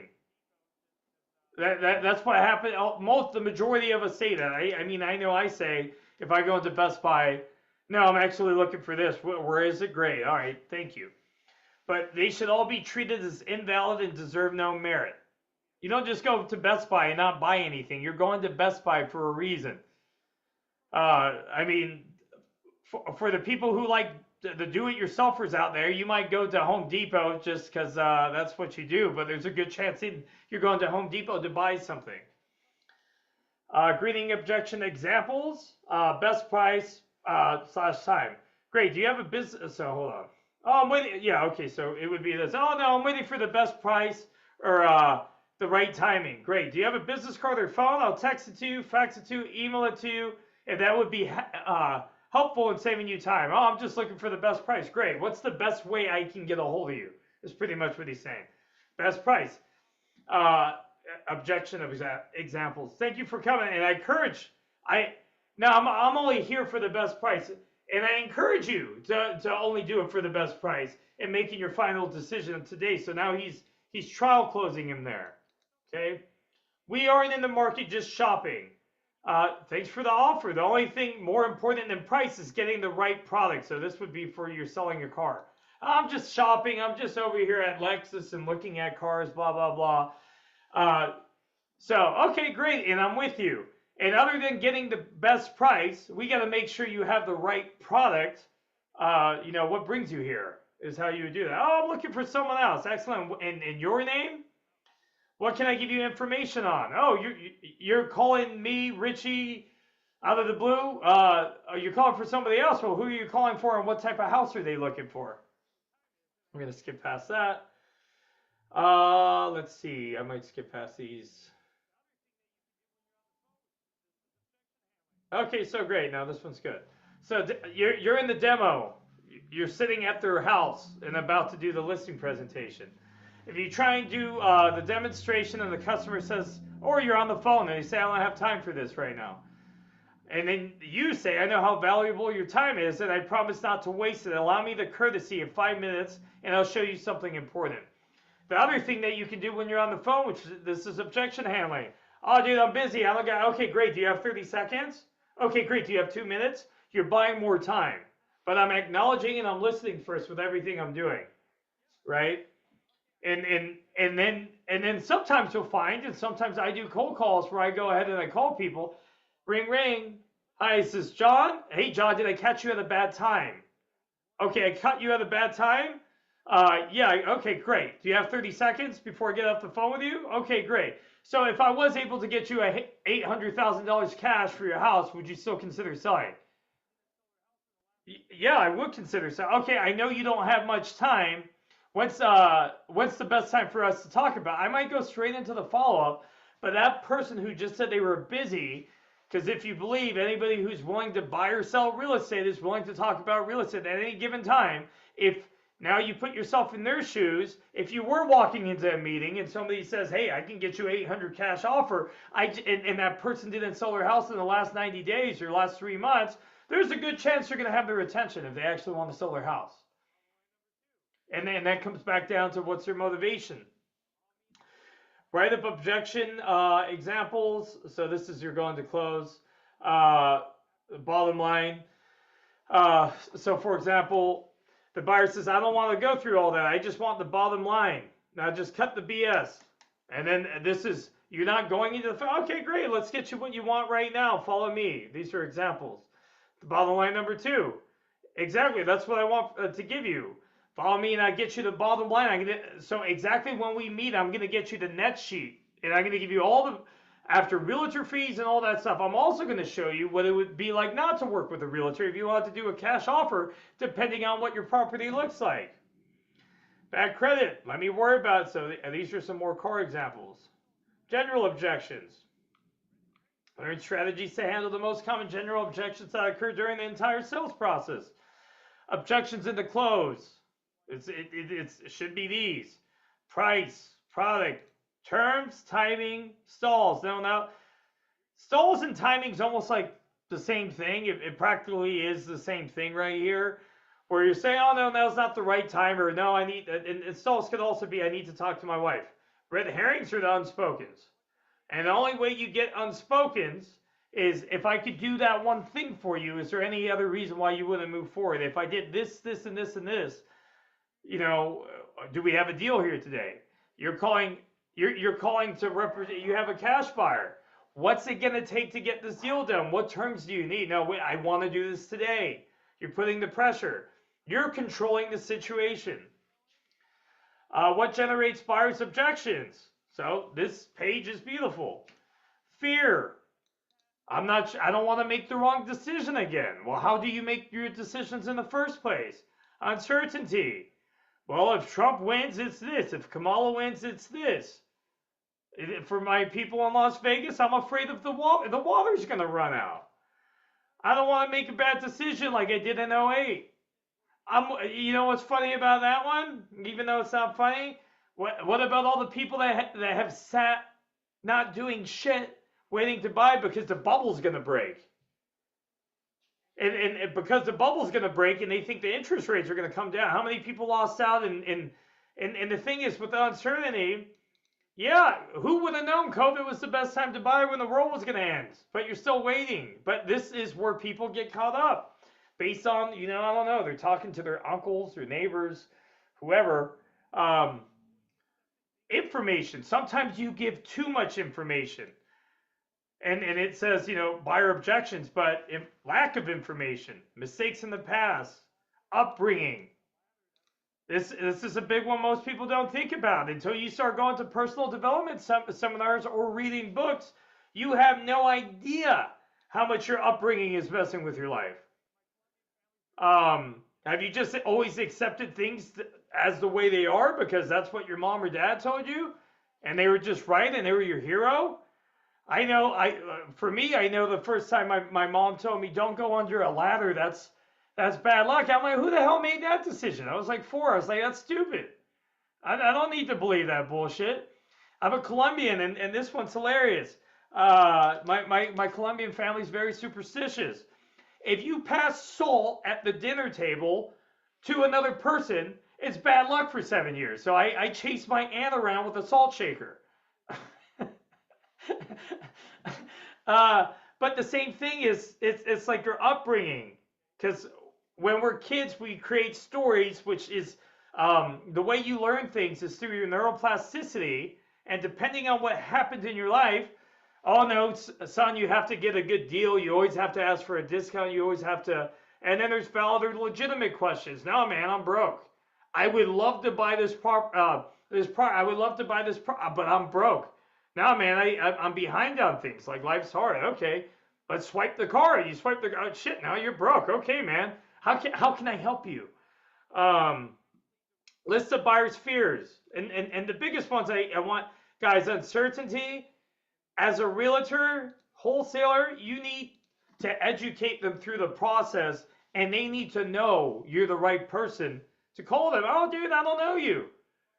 You just called me out of the blue, and I'm with you, and that's exactly why I'm calling you, because I just noticed your house didn't sell because you had a bad realtor. And actually, the reason why I'm calling is I hate that there's shitty realtors out there that don't service their clients and leave people like sweet people just like you in that situation. Now, let me ask you, if I could get you $800,000, would you consider selling? List of buyer's fears. Wasting time. I don't want to waste time. Well, shit, as a for sale by owner, you've wasted the last 6 months of your life because you want to be right. How much is it costing you? What do you have to gain if you actually got your home sold? What if you were able to net what you needed to net, Mr. Fizbo, and got you to where you needed to get to? You don't want to make a mistake. I love this one.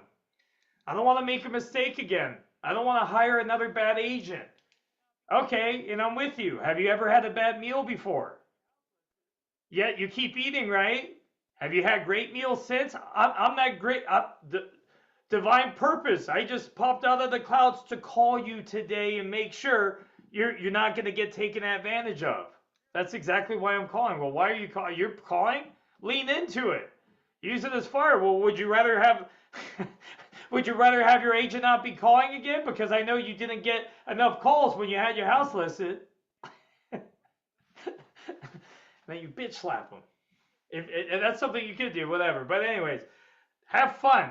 Even though that's not on this page, have fun. I'm having fun. I hope you guys are having fun. Fear of wasting. I don't want to waste your time. And the thing with that is, except for, no, Mr. Seller, you're not going to waste your time, my time. This is what I do as a professional, and actually, time's a commodity, and by the next questions I'm about to ask you, well, I'm going to make sure I get you from A to Z. Is that okay? Does that make sense? Okay, great. You got 2 minutes. How fast do you want to get this done? 15 minutes? Great. I'll do it in 7.5. Fear of pressure. I don't want to be pressured. I don't like being pressured. Okay, great. Well, identify that. But still, if you have the value to what their problem is, the price or the pressure doesn't matter because you're trying to get them the end result, which is moving to New York and being able to be with their grandma. Fear of being followed up. Oh man, they're going to call me again, and right when I give them my email information and everything, they're going to be following up, and I'm going to have to talk to them. One thing about this real quick, guys, is we're the professionals. You need to remember that. And even if they do have these fears, we know as an industry, it takes 8 to 15 follow-ups or 8 to 12 follow-ups before you close these deals. Now, you can think about all these things, but once again, what am I showing you right now? These are the list of buyers' fears. As professionals, you should be able to know how to objection handle every single one of these. Oh, I don't want to look bad. Nobody cares about you. Like, this was funny. Looking back, nobody is thinking about you right now other than yourself. Other than yourself. And this is a big one. I know I used to have this issue. I'm not saying that I'm this perfect person because I'm definitely not. But looking back to others. Well, how do you, let's just say this is a real objection or list of buyer's fear. Looking back to others. How do you work on this? Well, it's practice. I didn't used to, I used to suck at speaking. Well, what did I do? I became a master and I accepted full responsibility. And that's the answer to pretty much all of these things. And the same things for your buyers. They need to, just like how you need to lean into the objection, they need to lean onto you to make sure I'm not going to take advantage of you. How do I do that? I build a trust statement. How do I build a trust statement? Well, when I was a kid, my mom got her for a retirement scammed because I wasn't old enough to be able to do business and be the financial advisor that I'm going to be for you today. That's why I'm making this phone call. You made a mistake. Okay, great. Let's not do it twice. You don't want to waste time. Great. Let's get to business. Not worth your time. Oh, you wouldn't be worth my time? Well, shit. If you're still depending on what situation you're on, and this is the thing I'm going to say with that one. Do you want to be showing people mobile homes? Or do you want to be showing people $1 million homes? And if you want to help that person because you're a friend or whatever, it's up to you at the end of the day. How they handle buyers' fears. Communication, communication, communication, and a little bit of communication. You guys got to talk. You got to ask questions. Secrets to handle objections. Stay in communication and be willing to ask hard questions. Like read this again, and then read this again. If you're not willing to ask hard questions, you're never going to get into a real conversation with the person because you're too busy pussyfooting, trying to be nice to them, and you're not going to get what you need, which is the ingredients of like a real conversation to be able to close them. This takes time. Once again, it's not going to happen overnight. If you're not doing it or nobody in your family's doing it and nobody you're around speaks like this, it's going to be hard to do it by yourself. This is why you got to give yourself permission to be great. Have accountability. Have a community. Be around other people doing it. If your 5 friends don't do it, back in the day, I knew I had to stop hanging out with one of my best friends because he was always negative and skeptical. Anytime I wanted to talk about a big idea, he's like, oh, dude, you care about people? Oh, I knew I had to get away from him, and I stopped hanging out with him. He's still my friend to this day. I don't see him that often, but I knew I had to get away from him. Same thing, friends and family. Sometimes you shouldn't be sharing shit with your friends and family because they don't support you. They don't see it yet. So you need to be around the right people that do see you differently. That's why I love strangers. I love strangers because they give you a chance to be something different versus all those past stories of who you used to be. Hard questions. Why haven't you done this already? Have you ever done something like this before? You're finding out their decision making. When's the last time you sold a house for sale by owner? Oh, you haven't? Wow. You're in for something. What's your real concern? If I resolve all your concerns, would you make a decision to buy? So once again, if I took care of A, B, C, and D, and anyways, would you be willing to make a decision right now? If I handle everything, are you in a position to make the decision? So if I took care of all that stuff, do you have the wherewithal, which means the finances or whatever, to get this accomplished? Other than yourself, who needs to be involved? Are you the only decision maker? No? Okay, well, this is a probate. No, there's 6 other people that need to make a decision? Shit, okay, do you want that deal? It's a hot mess. Now we're talking about a hot mess is with the probate thing, and the thing I guess I want you guys to understand is you have the right to say yes or no to anything. You don't have to take every client on. If you decide to get into a deal where you're doing the probate and there's 20 different people, you could probably get 20 different listings in the same time, having to deal with the headache of trying to herd 20 people. That might be like 20 cats, depending on if they're all different. Which then, like the question I would add, yeah. So, how can you justify investing this much money?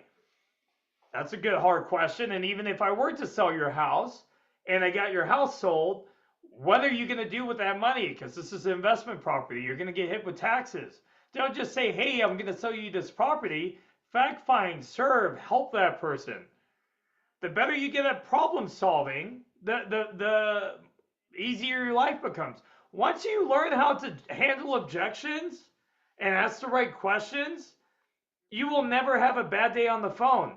Because if you know that you're leaning towards follow-up and you're always getting new potential buyers, all you have to do is never stop and your life will be amazing. When I used to call consistently and Johnny used to ask me, share my wins, I have so many damn wins, I can't share them. And I just go to bed every day and it's just like, oh my God. Well, all these things popped up. And that should be your goal. Your goal should be thriving in whatever you're doing. The most dangerous objection. The unspoken. So this is, once again, this thing will always be followed by asking hard questions.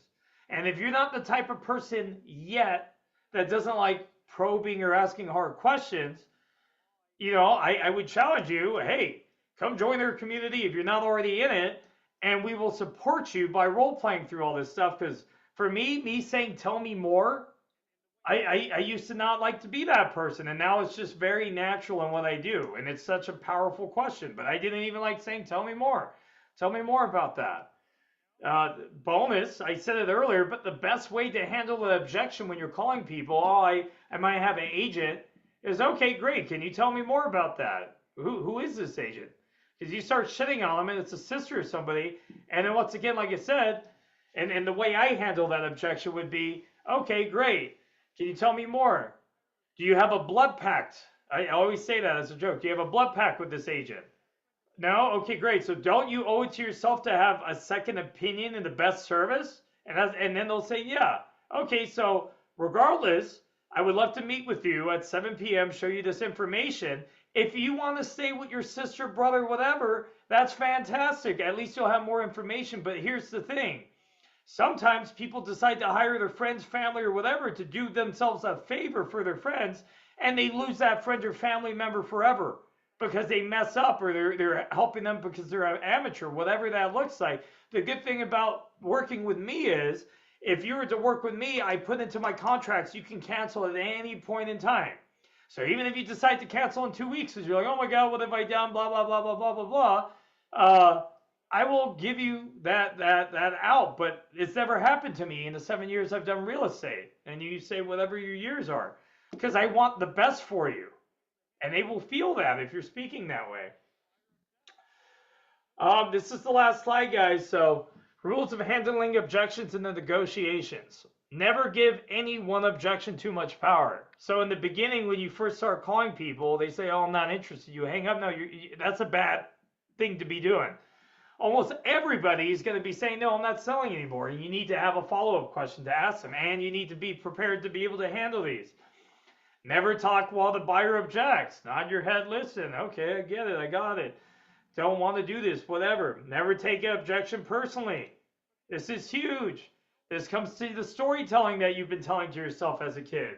Oh my God, they don't like me. They said this is this or this is that. No, what's your intention? I would cross this out and say, what's your intention?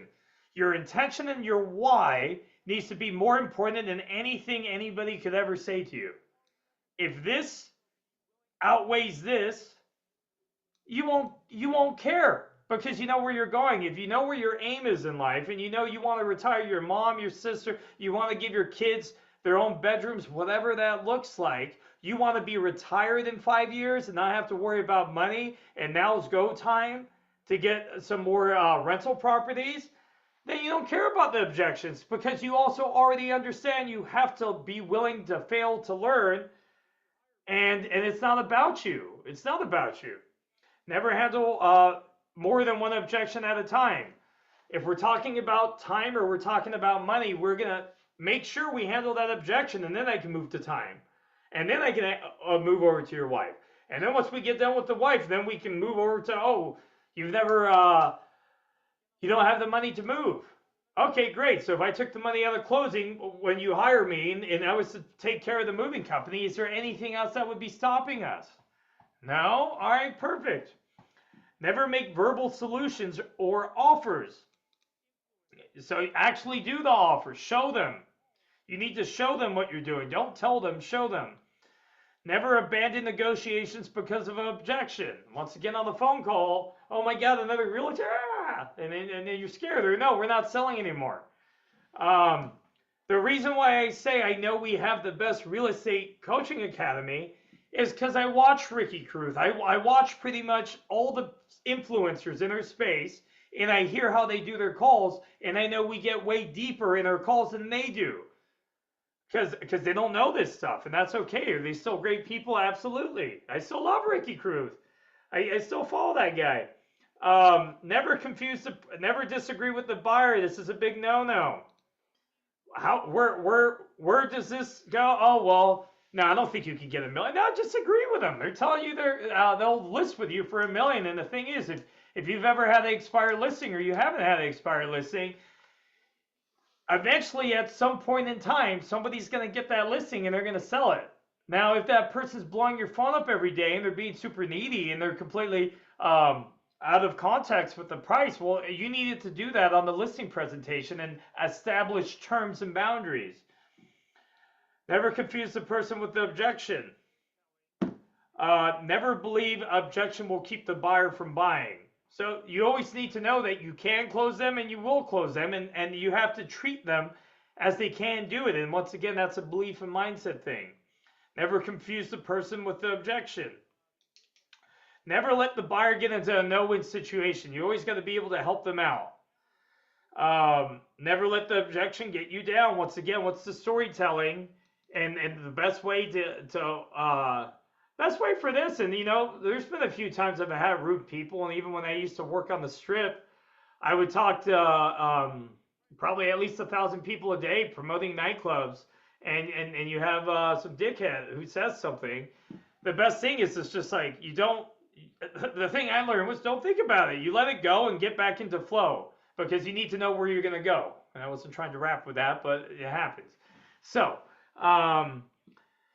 never ignore objection. There's times where people are saying, give me a price, I need a price. Give me a price, I need a price. Give them a ballpark.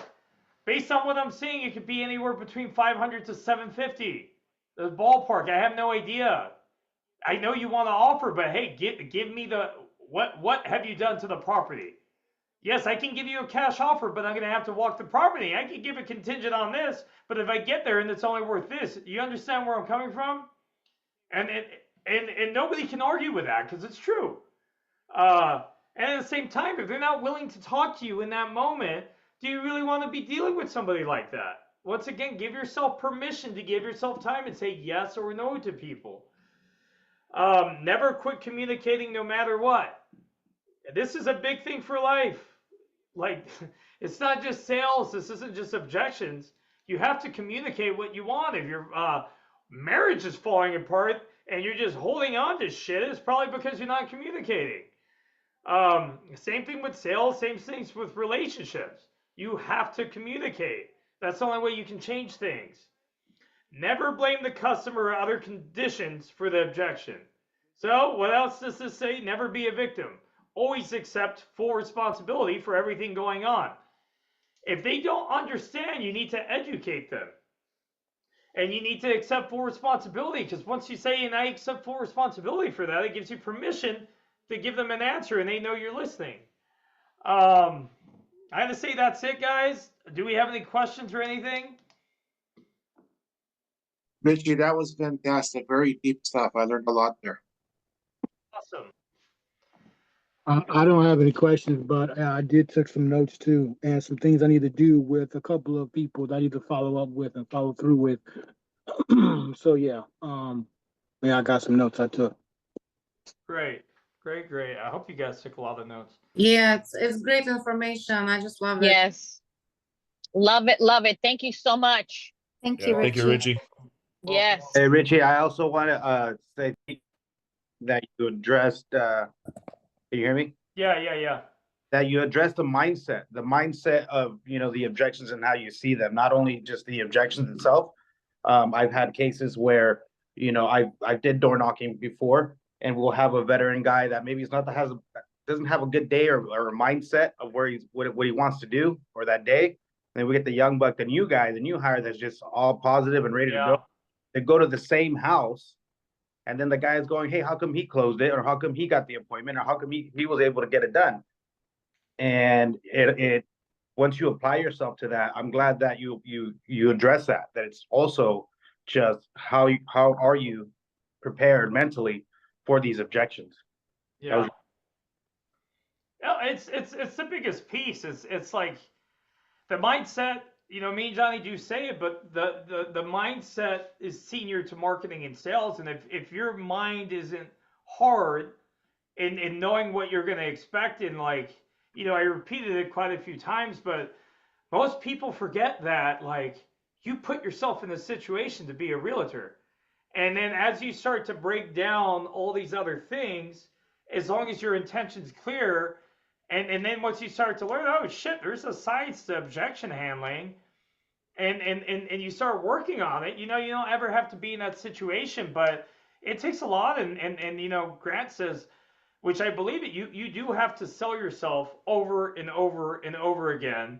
And the thing I know, in the past from it has a little bit of energy in my heart, where I'm on the strip and I'm saying, hey guys, free drinks, free whatever and then I get some rude cowboy or some shit. I can't think about that, and I just have to keep smiling. You get back into flow, and maybe as 40 minutes go past, and this too shall pass. Another thing I know from my heart wiring, because this is a mindset thing, is it's just like right after I get a rude son of a bitch, something like that happens, I know these next few, something really good is going to happen because I'm paying myself to the gods, the industry gods of real estate or the god whatever. I just know as long as I keep doing one more, I'm close. I almost use it as feedback of, oh, hey, look, the universe or God's tried to test me. Boom, cool.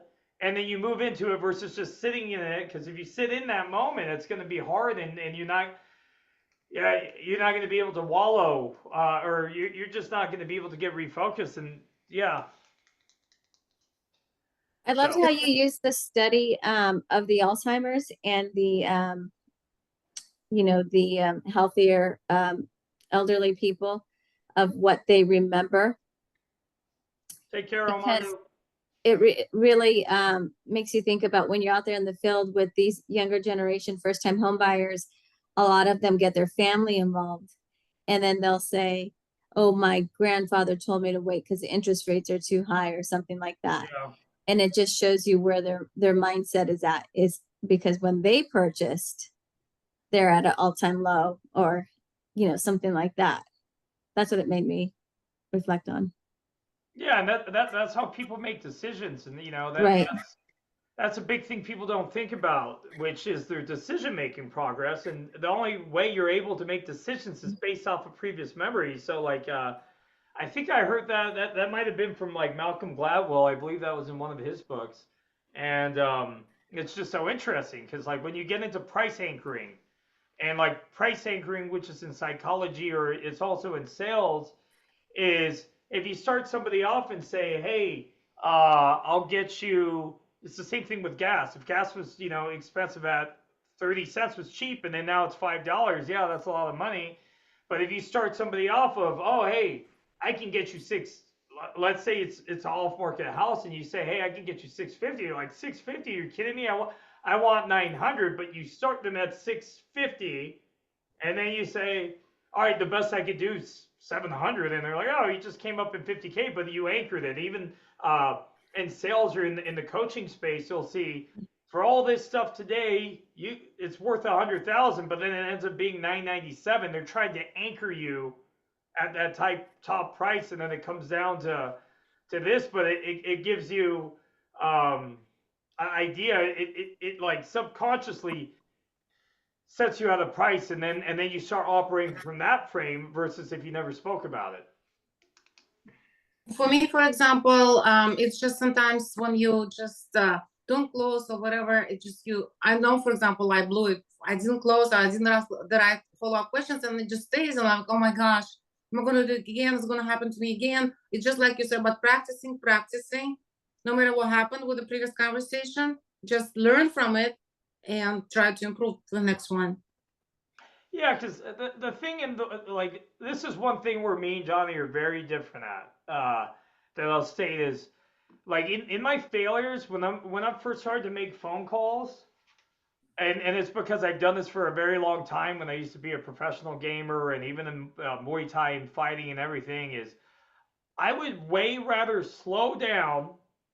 I would way rather make 5 calls in 1 hour, and I get on the phone, and all of a sudden the person shuts me down, and I will sit there and I will reflect, and I'll pace in my house for 5, 10, 15 minutes figuring out all the things I did wrong. I will write them all down, and then I'll make another call so that doesn't happen again.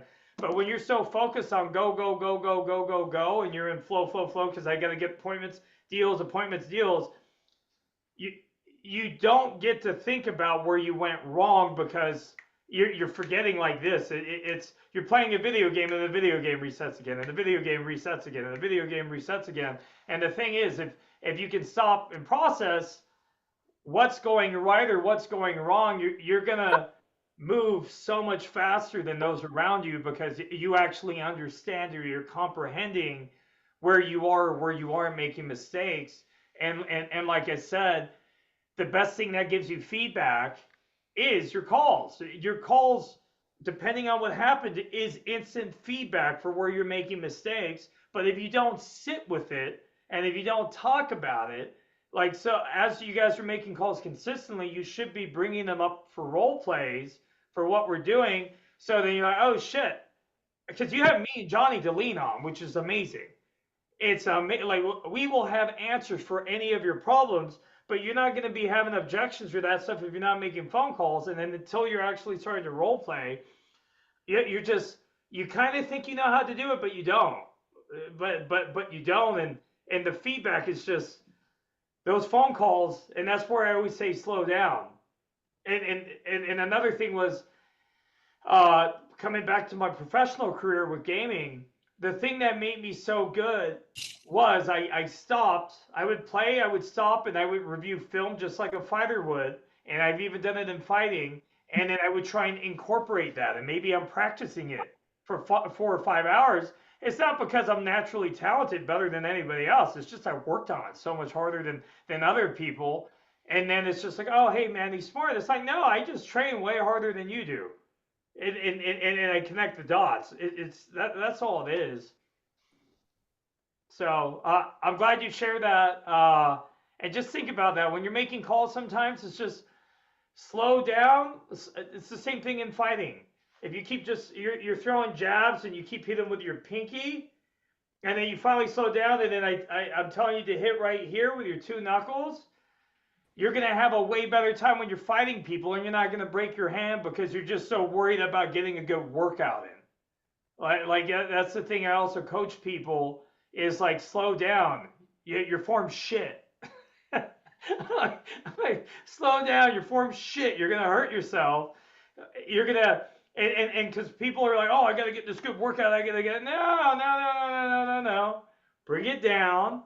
Let's do it right. You're not going to hurt yourself, and you're going to have a way better performance, and you're going to build more muscle and all this stuff without injuries, because by doing it all fast, you're going to get hurt.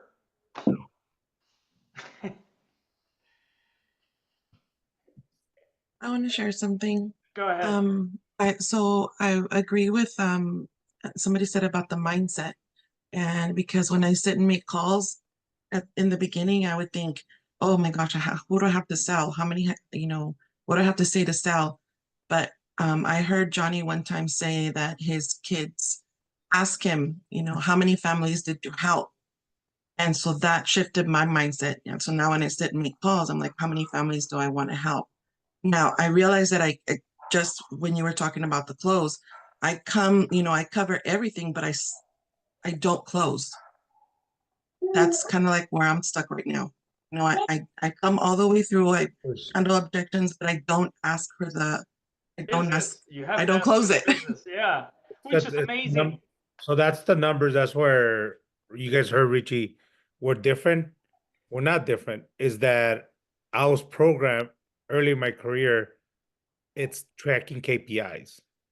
He's very emotional, but they never told him in the nightclub, hey, you have to have 1,000 people. And he was tracking those. He just told him, hey, talk to so many people. That's why we eliminate emotion. That's why there's no emotions in business. And that's why I need you guys. You guys are running a business. If you want to get emotional, why are you getting rejected? It's because you're bringing your emotions into the business.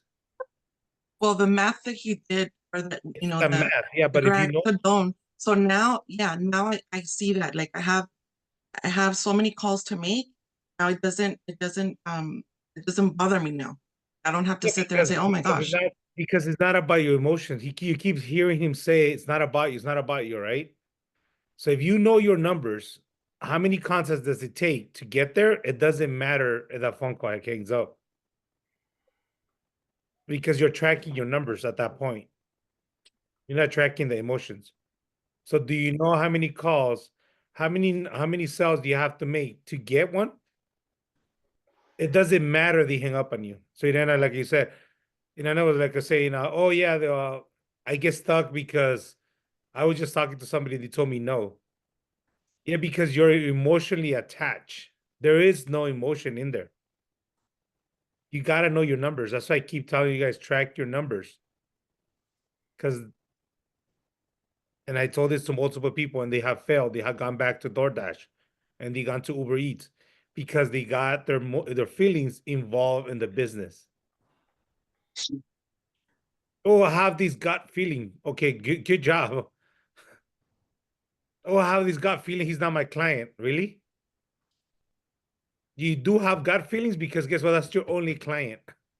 Because I just looked at your numbers, and it's only one client. When you have 50 clients, you don't have gut feelings. You move them through it. You fact find them. You keep going until you get to them. That's why I'm very big on 100 conversations will get me to 10 people that are interested. And one of the 10 people will do business with me. I don't go and have a gut feeling, the universe, the sun, it's a full moon. That means I'm going to make a lot of sales today. You're not a werewolf. You're not gonna turn into a wolf. Okay, relax. The same thing with Richie just said about the salt. Stop bringing your emotions into the business. Track your numbers, and the numbers won't lie. The numbers will never lie to you.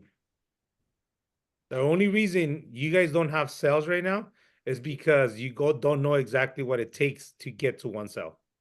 You don't know your numbers. You haven't done the math. We done the math yesterday, Richie, and it was very simple. We didn't have to spend 30 minutes. It was a 2-minute thing. How much you want to make? Divide that by this much, and it gave us a number real quick. So now is the question is, you guys, how many clients do you need to contact in order to get to 250 for $500,000 a year? And that's how you're gonna those objections are not gonna exist when you have 100 people in your pipeline that you're talking, and you're talking about real estate. Because out of those 100, 10 of them will tell you, I'm interested, I want to move forward. And one of them is going to do a deal. So ask yourself right now, do I have 100 contacts in the last 2 days or 3 days or in a week? Have 10 of them told me they want to do business with me? Have I talked to them about real estate? Because out of those 10s, I'll guarantee you, I'll bet you any money, you will end up doing business with them. That's what's so important. Every single day, you track your numbers. Once again, numbers don't lie, people lie. And you're lying to yourself. And I see it all the time with the KPIs. You talk to 20 people today. Good luck. That's 100, not even close to 100 in 5 days. And that's where you're at, because it's a contact sport. The more people you contact, the more you get into contracts. And like Richie said, if you don't want to talk to your family about it, you don't want to talk to strangers about it, you don't want to pick up the phone, you should go do something else. In this sport, you have to pick up the phone and you have to come in contact with people. Because the market will punish you. All right. Very simple, guys. I provide everything for you guys, KPIs. It's really easy to go to your Google Drive. And if you have a question moving forward later on after this call, what should I do next? How should I go business? Pull up your KPIs. I literally walk you through conversation, contacts, text, email, door knock, appointment, listing, mailers, open houses.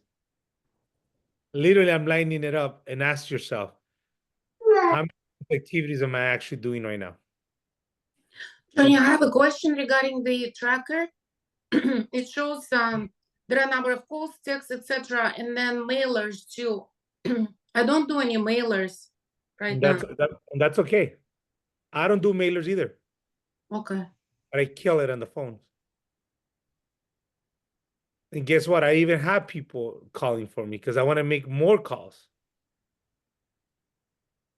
So And I also, have a VA right now in the weekends for 4 hours because I want to make more phone calls. and also number of offers written. The offers right now is, if you submit about 10 offers, you'll get 1 people interested. Kiana has the numbers for that right now. I think she's at 14 offers a day.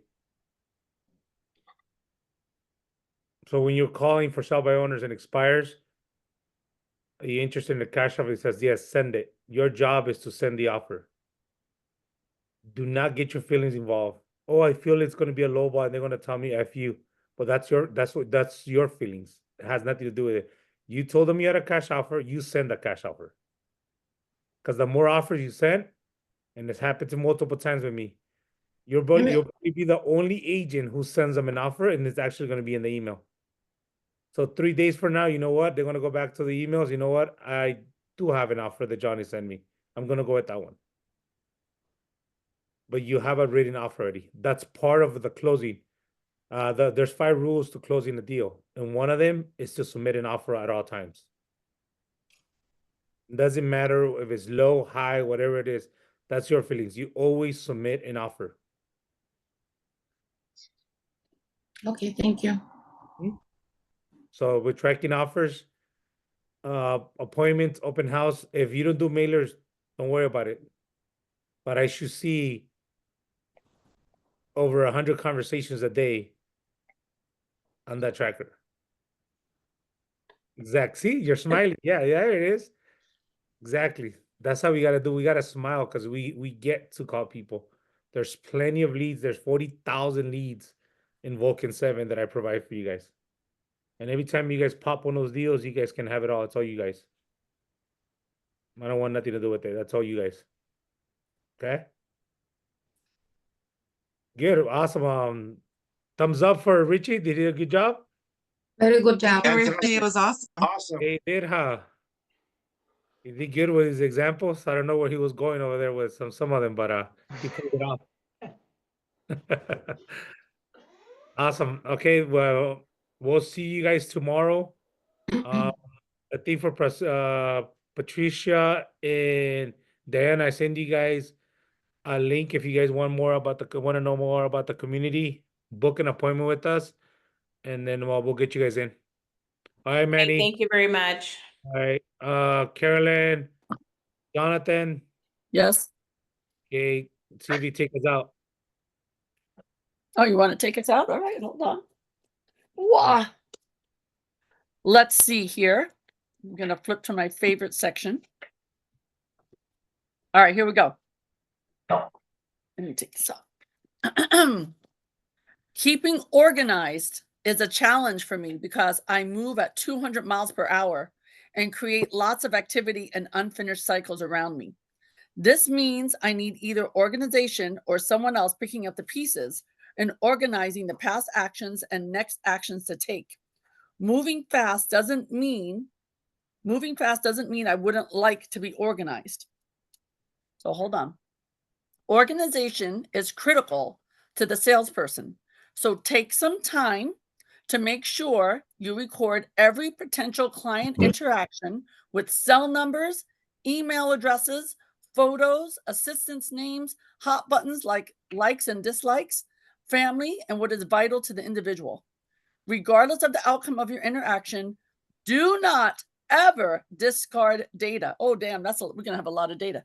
Even when you leave your current scene, make sure you maintain those contacts because you might find you need them in the future. I was just talking to someone about this earlier. Your ability to organize your space, your thinking, your clients, your office, and your own physical environment are important to organizing your success. And I say this to realtors that use their broker's email as their main email. Get your own damn email account.